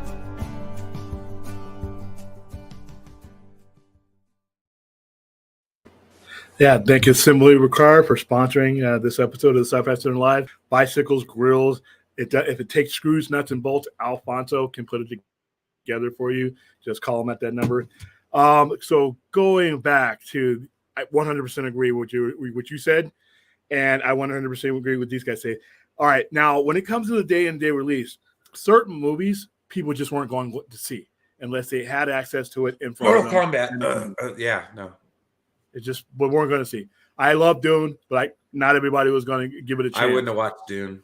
Yeah. Exactly. And anybody who was going to see Dune in theaters was going to see Dune in the theaters because we understood the majesty of the size of IMAX, that sound, that score. We understood. Okay, we were never going to be the people who watched it on HBO Max. I watched it on HBO Max after it left the theater, but I saw it in the theater. Okay, things like the Suicide Squad. The Suicide Squad was going to make the money it made. All right, the Suicide Squad. You can't blame day and date on the Suicide Squad. No, I watched it. I wouldn't have watched it unless it was on streaming. Yeah, the problem with the Suicide Squad is with the problem that a lot of the DC stuff has in general. It's out on an island onto itself. What was the last movie you did before the Suicide Squad that anybody would be excited for the Suicide? And I like the Suicide Squad. But it being day and date wasn't going to hurt it because I think the people who were going to see these movies went to see these movies. I agree, though. Huh? I agree, though. Yeah. I think continuity between films matters, and that's another reason why the Suicide Squad did what it did, because no one was sure in what continuity that it was a part of. Yeah, and we're still having a problem right now to even going forward with DC. What universe is happening? They just announced the Aqualad thing today. And I'm like, okay, is it going to be Jason Momoa's Aqualad or is it going to be, you need to have these things laid out so that we're not, and if it's a standalone, say it's a standalone movie that's not associated. That's another thing with this new WB thing that with Discovery. Please get a public affairs person or a front man or a face of your product that can explain these things on whatever medium you want them to. I'm like, good Lord, people have entire streams trying to answer questions that a consumer who's paying money should not have to answer. Don't have to spoil it for me. I don't need everything. You need to give me enough. Can I get like a Pablo Hidalgo? You know, somebody like that just kind of gives you little nuggets here and there. In this day and era where we have YouTube, Twitter, Twitch, all these things, you can't lay out a better foundation so that will keep me going. So when I go to see your movie, when I left No Way Home, I knew exactly what I was jumping into with Doctor Strange. When I leave Doctor Strange, I know exactly what I'm jumping into Ant-Man Quantumania. I know, and if you're separating it, that's great. I'm not saying everything needs to be connected, but you need to let me know what is and what isn't. The Batman was fine as a standalone on his own. Why? Because you let me know from day one that this guy is on his own island, and that's fine, and you're going to build from there. But you did all that work to explain that to me, but I still don't know what universe your Blue Beetle is going to be. I still don't know, Peacemaker. Peacemaker. Peacemaker. Who to what to wear? that stuff matters. So I don't think that the day and date, or and to be honest with you, all these movies that they put on day and date, if they'd have had a Batman or the Batman on it wouldn't have been on day and date. All the movies, I'm sorry, were movies that were going to struggle to get an audience, whether I loved them or not, or movies that were going to bomb anyway. The Matrix. He always says, "Oh, they backstab their partners with the Matrix." I'm sorry. Yeah, I am a Matrix fan. I from still day haven't one. watched Matrix 4. The Sorry. time and Before place you for the watch Matrix 4, has Brian. passed us. Seriously, let's have a conversation before you watch Matrix 4. Yeah, Oh, That I shit was just the best. no, they lost me after Matrix 2. Like I don't I No, I only like the hey, fir- that I was only like best the first buddy. one. That though fight scene on top of that those trucks. I only like the first one. The problem with the Matrix in 2022 is that it's not 2022 or Yeah, it's 1999. well. See, Matrix was spectacle in '99. That's Yeah, it's we the didn't thing with have this. Avatar. It's like I don't know, man. What are you gonna do to surprise me with Avatar? Like, Google what cell phones looked like in 1999. All right, and now look what we got now. Google Nokia. Yeah, we had bullet. We didn't have bullet. Bullet cam was a big thing.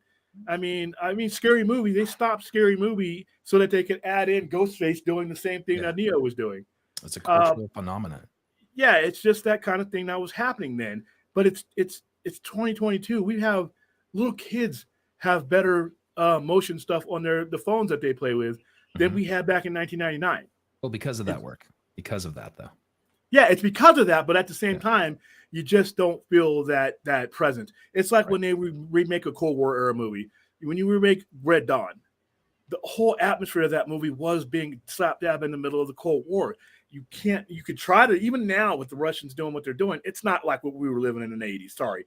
This is not the Cold War. This is a nuisance. The Cold War was nuclear possibility at all times. And I grew up on an Air Force base where one could just fall out of the sky. We did the drill. So you're talking about telling a movie in 1984, 1985, and then trying to retell that story. It's just like with The Crow. 90% of what The Crow was the atmosphere of 1994. You cannot recreate certain atmospheres, and I think that's where The Matrix failed. So that wasn't hurt by day and day in. I think that was hurt by the fact that the time for The Matrix had passed. You know? Yeah, I mean, like, you know, I am definitely a sucker for nostalgia to an extent, but I'm really concerned about just the lack of new creative properties in general. Yeah, and I think that I feel like the lesson is this: it's like The Matrix wasn't good because in and of itself it was good, even though it was. But I mean, that's not the thing, right? It's because it's just like William said, it was doing something new, creative, otherworldly. It captured the culture at the time, yeah. Right. So that means that Matrix can never match that. It needs to be something completely new. True. And I think on top of that, you know, because of technology, I personally think we're actually kind of reaching the limit of television as a medium, right? Of like 2D movies as a medium. And I'm not saying that necessarily means it's going to be like VR or even like AR, although it probably will be. But I just think like as an entertainment medium, it just doesn't have the same impact. I don't think it can have the same impact because we're just so saturated by that medium specifically. We've seen just about everything on exactly. We've seen just about everything on a television screen for an experience that a television screen, a flat projection, can do for you. Yeah. Peacemaker is connected to the Suicide Squad, and that's the Snyderverse. That's fine, but okay, if you were going to connect something to the Snyderverse, it would need to be, in order to keep people's blood going, it needed to be the greater DCEU. Yeah. These Peacemaker ended up being fun for most people, and I loved it. I enjoyed Peacemaker. It was a pleasant surprise. But the problem with the momentum here is, like I said before, you're settling. You got Peacemaker and you got all these other projects because you didn't get your mainline guys. You didn't get your Superman. You didn't get your Batman. You didn't get your main DC characters. So people look at this, and the reason people knock this without seeing it is because when they have an incomplete product, which what DCEU has been, and you never have followed through on the main thing, now we have Peacemaker. Now we have Blue Beetle. These products are going to get stabbed to death, mainly because it is a perception of settling for something else instead of what you were brought online to begin with. Have they resolved the Snyderverse? I'm not even saying continue it and make a bunch of things. Had they just resolved it? No, if we're leaving it at what, Shazam? I think that was the last movie, kind of. So, and then Supergirl, we're people. The perception is that we're getting Supergirl because we can't get Superman. See what I mean? You're giving me your B and your C and your D, no matter how good it is, no matter how quality these B, C's, and D's are, they're already drawing water and going to the bottom of the ocean because of the perception of where's my original stuff that you never finished. And if you'd have finished these things, it would be a lot more open to a lot of people would open up their minds once this is resolved, because then you can make a connection or you could end it. You know, they just have not explained themselves well. They are the worst for DC, and DC Films has been the worst champion of their product. Well, you know, is their television division like completely and totally separate, or is there like they're completely separate.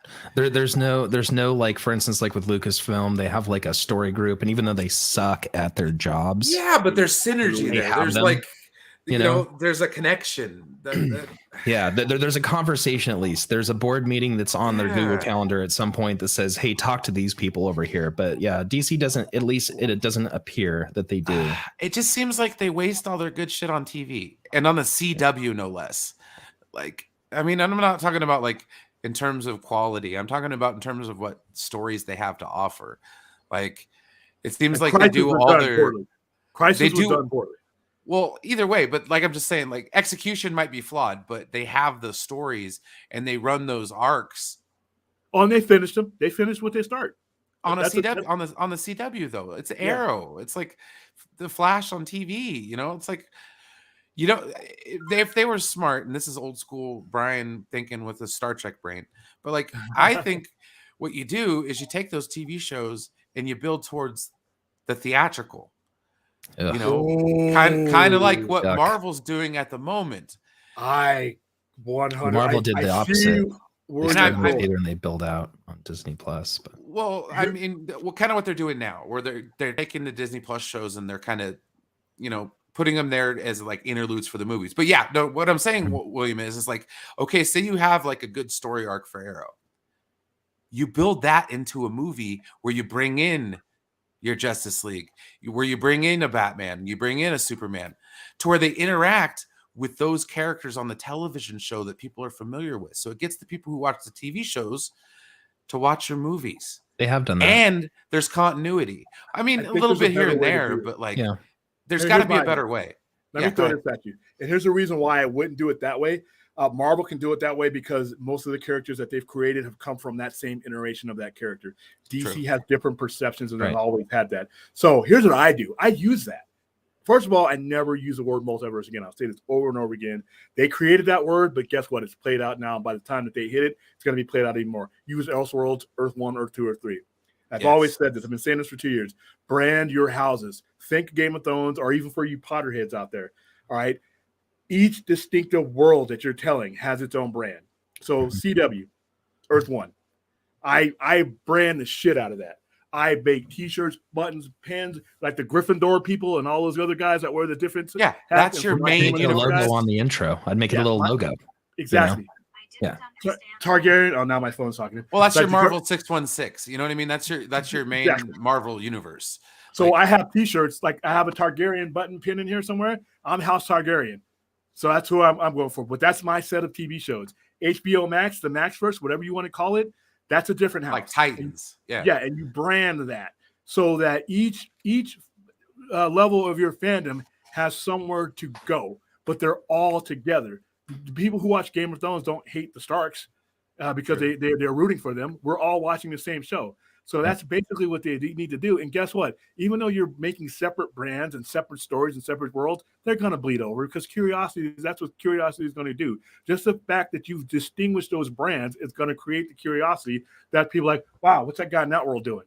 And that's how you create your synergy. But I would, like I said, the CW would be its own world. The HBO Maxverse is its own world. And the cinematic world would be its own world. And I would have this Flash movie create that divergence. Yes. The Flash movie creates that divergence between the three. Exactly. So that movie is where the HBO Maxverse is compiled and consolidated. The CW is compiled and consolidated, and it allows the movie makers on the big screen to move on in whatever direction that they want to move without harming the integrity of each of these other universes. Because guess what? Not everything with 80 years of content, you're going to have different. I'm in my 40s, And I don't see eye to eye with people in their 20s as far as what kind of DC content they read or watch, right? But guess what? It's a business, and I need to make money from everybody. I'm not just going to make money off the old guys. I'm not just going to make money off the millennials. I'm not going to make money off the I need them all. It's not like Marvel where you had one cinematic universe for the entire time that they've been around. I have 80 years of characters. There wasn't even a thing called Marvel when DC was creating the superhero and the superhero team. So you got grandparents and great-grandparents that have picked up a DC comic all the way down to guys like me and younger. So you please those people. You know, you have the means to please the people who want Snyderverse content. Put it on HBO Max, make it as bloody and violent as you want to. You have the means for the PG-13 crowd. You have this big cinema that you can put those movies in. And you have the people who you know, are of the demographic that like the TV shows. You have the means to please it and explain it. Don't just announce shit. Blue Beetle. Okay, guess what? What universe? Aqualad. Okay, yeah. What can you? No, you brand them. You know, when I introduce a character, you're gonna know where that house is. You're gonna know he's gonna be on HBO Max. You're gonna know he's gonna be on the CW. And if you lay it out that way, it's not confusing because there was right here. Well, that requires the executives understand it themselves, which exactly, and that's why all these guys need to go. I said I feel like low-key action is going to be messy with the multiverse situation. I'm not saying it can't be done. Exactly. But you have people, there's people out there because they didn't build the first universe. That's yeah. Exactly. They never resolved anything. And when you try to, it's like I'm at a restaurant, you give me half of a steak that's really tasty, right? And what am I saying? I want the other half of the steak. I love it. I tell you, hey, and the waiter brings out salad. He brings out potatoes. He brings out top ramen. He brings out everything but that steak that I started, right? Eventually, I'm going to get up and leave. Or I'm not going to care what you bring me anymore. I'm like, dude, I just told you I wanted the steak. And you're trying to distract me from the thing I liked. It's not even that. It's more like in that analogy, it's like he gives you half your steak and then you ask for the other half of the steak. And he's like, yeah, you know what, though? Everyone else in the restaurant doesn't like steak. So you're not going to get any more steak because everybody around you doesn't want it. So we're not going to give it to you. You know, let's see. But that's a symptom of not having a plan. That's a symptom of not knowing where you're going anyway. This is why I want a new perspective on this. Even if the old people were great people, I need new people with a handle on the situation, have been watching the mistakes being made, and they've had 11 months to say, you know what, these guys messed up here. I would do it differently. Let's do it differently. And speaking of, you know what, should I let this guy in? I got a feeling he could probably add himself anyway, but all right, I think everything's about to go to hell. Did he remove himself? You're both trying to add each other at the same time. I think he's trying to remove me from the outside of the stream. I heard there was steak, and I was like, hey. Not for you. You don't I want some steak. No one else. Hey, if anybody's getting steak, gosh darn it, it's me. That's right. I can't eat it all in one setting, but I want steak. Can you even have steak, Enosh? I can. I eat steak all the time. Oh, yeah. Okay. Protein. You just can't have carbonated stuff. I think that from the history I've studied, and like I said, since it's been announced, this merger, I've done a lot of reading up and studying and interviews and watching what that's always said.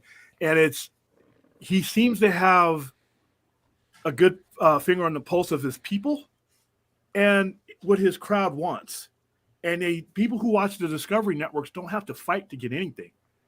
He flows with them, and that's what DC needs. That's what Warner Brothers needs, is a guy who's contemporary enough to be like I said, I don't like Pimple Popper. I think it's the most disgusting thing I've ever seen, but I'm not his market. He knows he has a market for it. That's me. While he's giving the Pimple Popper people their stuff, he's giving me a whole bunch of other stuff that I love because Discovery has tons of stuff I love. Oh yeah, like I said, Gold Rush and Pimple Popper, they're on the same channel. You know, it's like. But what DC was doing was, I can't.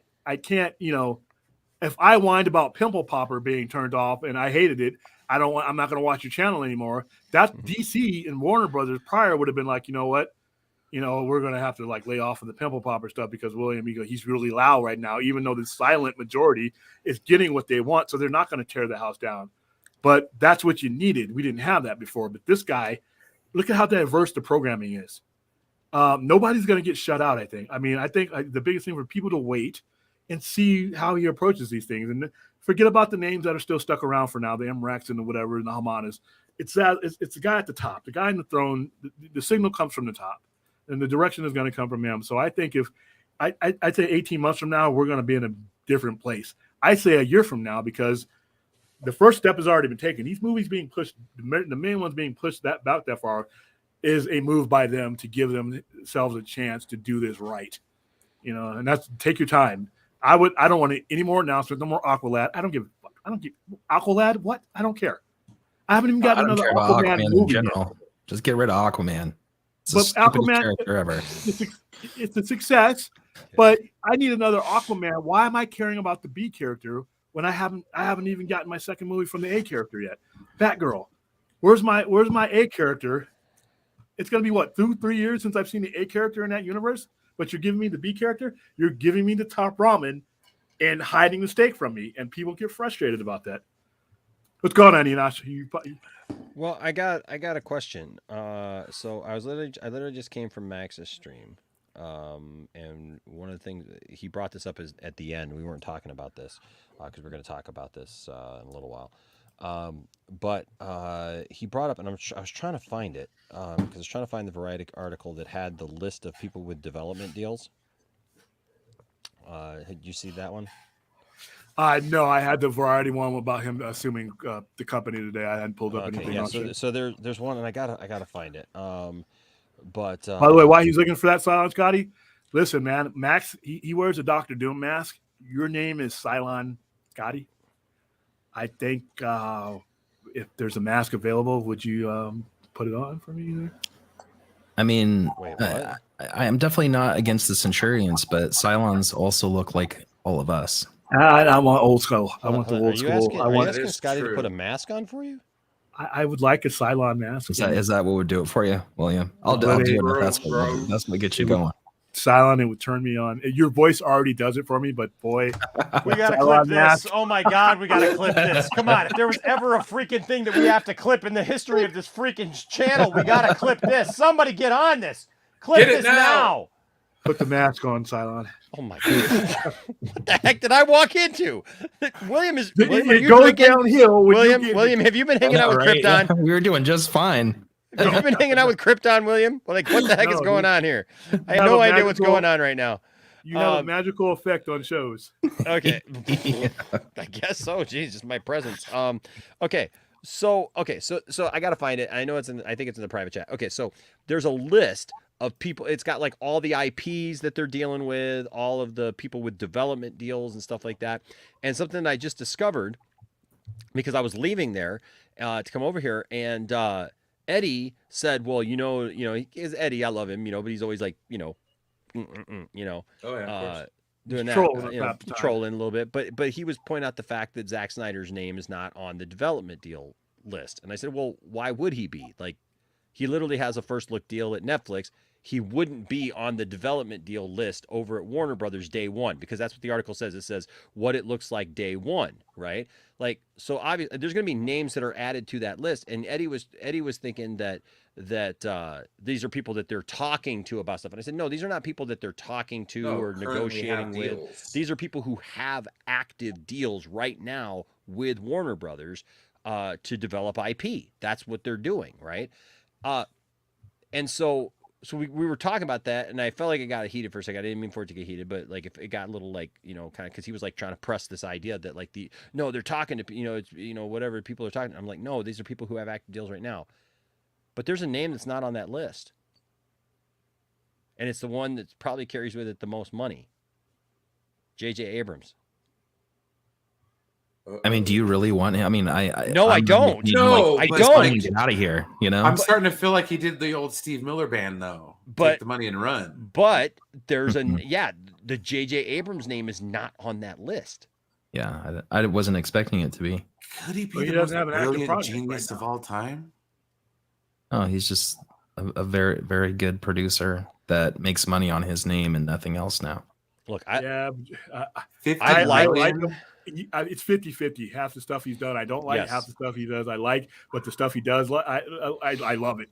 And as a Star Trek fan, I think if I had a picture up here next to Stan Lee, it'd be beautiful. J.J. Abrams is good because of the people he works with, and never because of his own talent. And that has always been the truth. I'll say thank you, Robert Orkey. Yeah, there's one. Both of them. And what's his face? Kurtzman. Coach, hey, you gotta. He was the Star Wars fan, but yeah, I'll give him credit. You know, just like great people didn't want to give Brandon Braga credit back in the '80s and Berman, but if it wasn't for them, Star Trek: Next Generation is 2 seasons and that's it. So, as far as J.J. Abrams not being on that list, he doesn't have an active project. He has concepts. But this is not about projects, though. This is not about projects, though. This literally is it says key Warner Media development deals. I wonder if that's not being surfaced. I mean, I have no idea what list you're talking about, but I wonder. It's got Matt Reeves, Greg Berlanti, Ava DuVernay. She's on that list. Lena Waithe, Mindy Kaling. Well, what's she working on? What's Ava DuVernay? I don't know. That's what I'm saying. Roberta. I don't think that list is accurate, just based on that, because she's not Craig working. Martin, Kaylee Cuoco. George R.R. Martin. That's what I was just saying. I wonder if there's something else qualifying that list other than just like quote unquote. David DuVernay is not working on anything I know of. First project got scrapped. Where's the list from? Because I believe that the list is from. I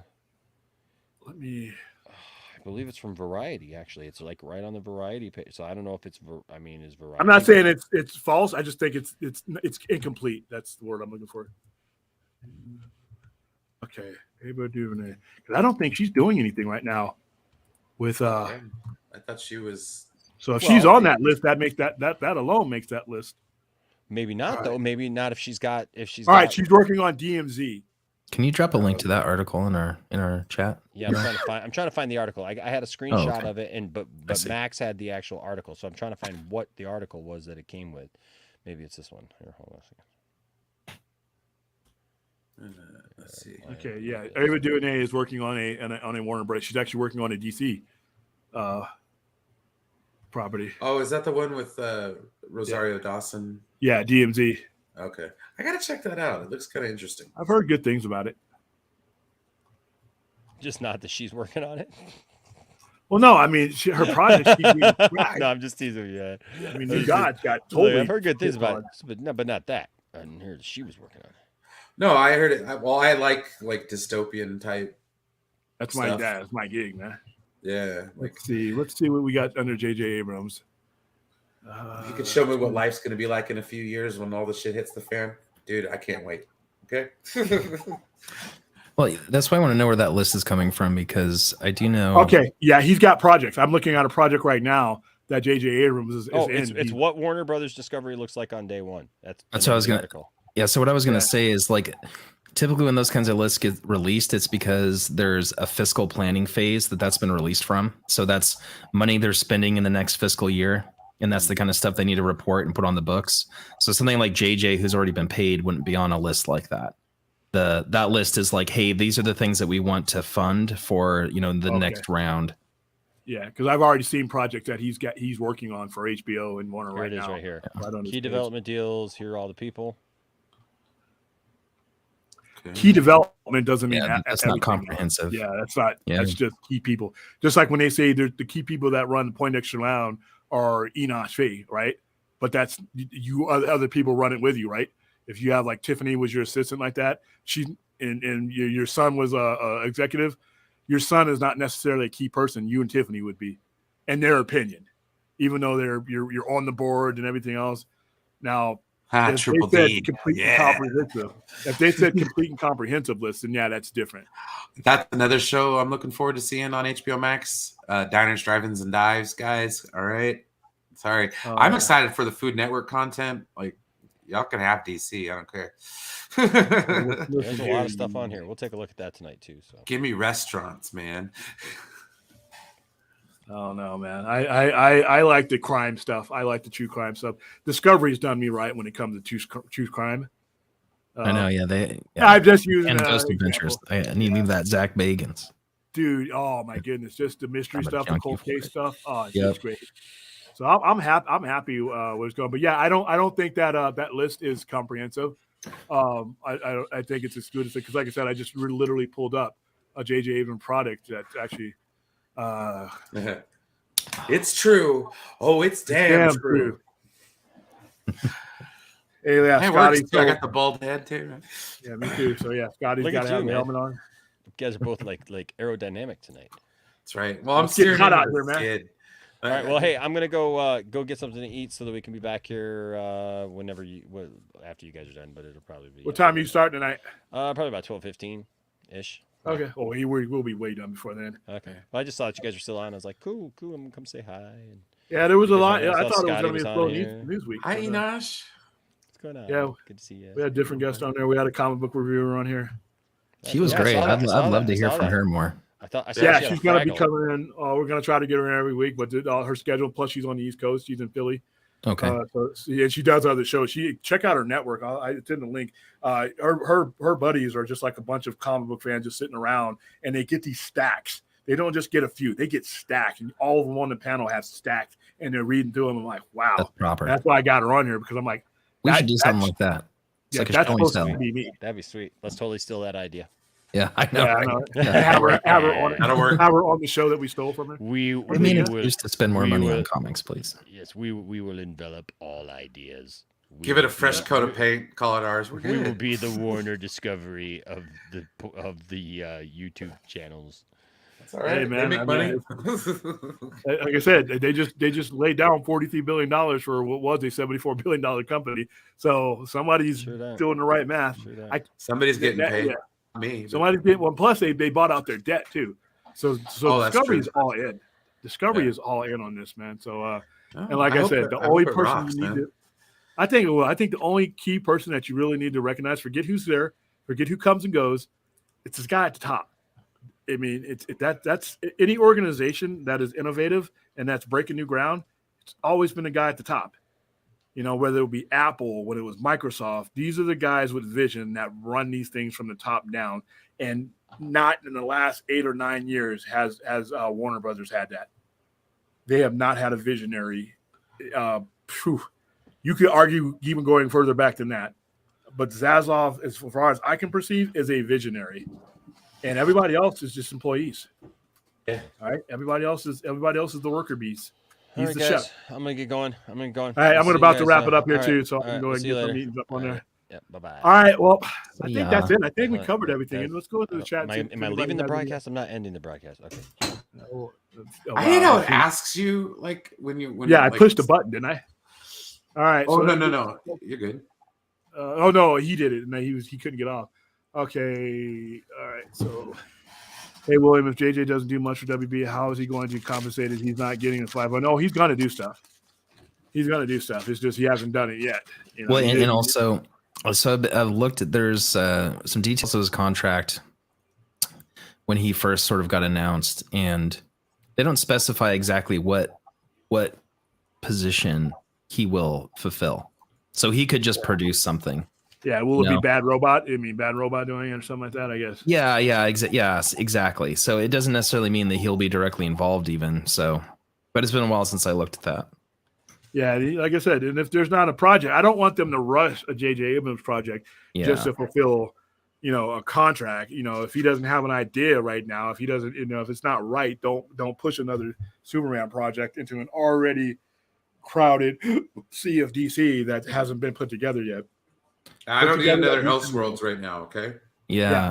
They need to slow down and do. I don't know, like you were talking earlier about some of these B or C lister characters. I actually think that's what they need to do.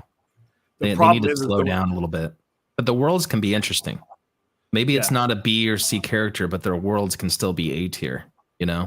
If they're gonna do these kind of characters, they have to establish the A's first. I don't mind.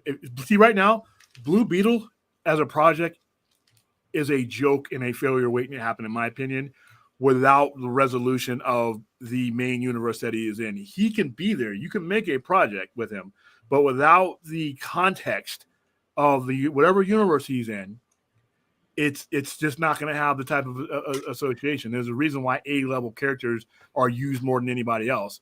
In any comic book pantheon, whether it be Marvel or DC, you establish your main characters and then you start floating away. You can do a Guardians of the Galaxy because you've already established your mainline universe. I don't have to have the mainline characters in the Guardians of the Galaxy, but they are in that universe that has been cohesively established. So no matter what world you're in, if you want to put a C or D character in there, that's cool, but you have to establish the context of that universe. Superman doesn't have to be in a Booster Gold or Blue Beetle show.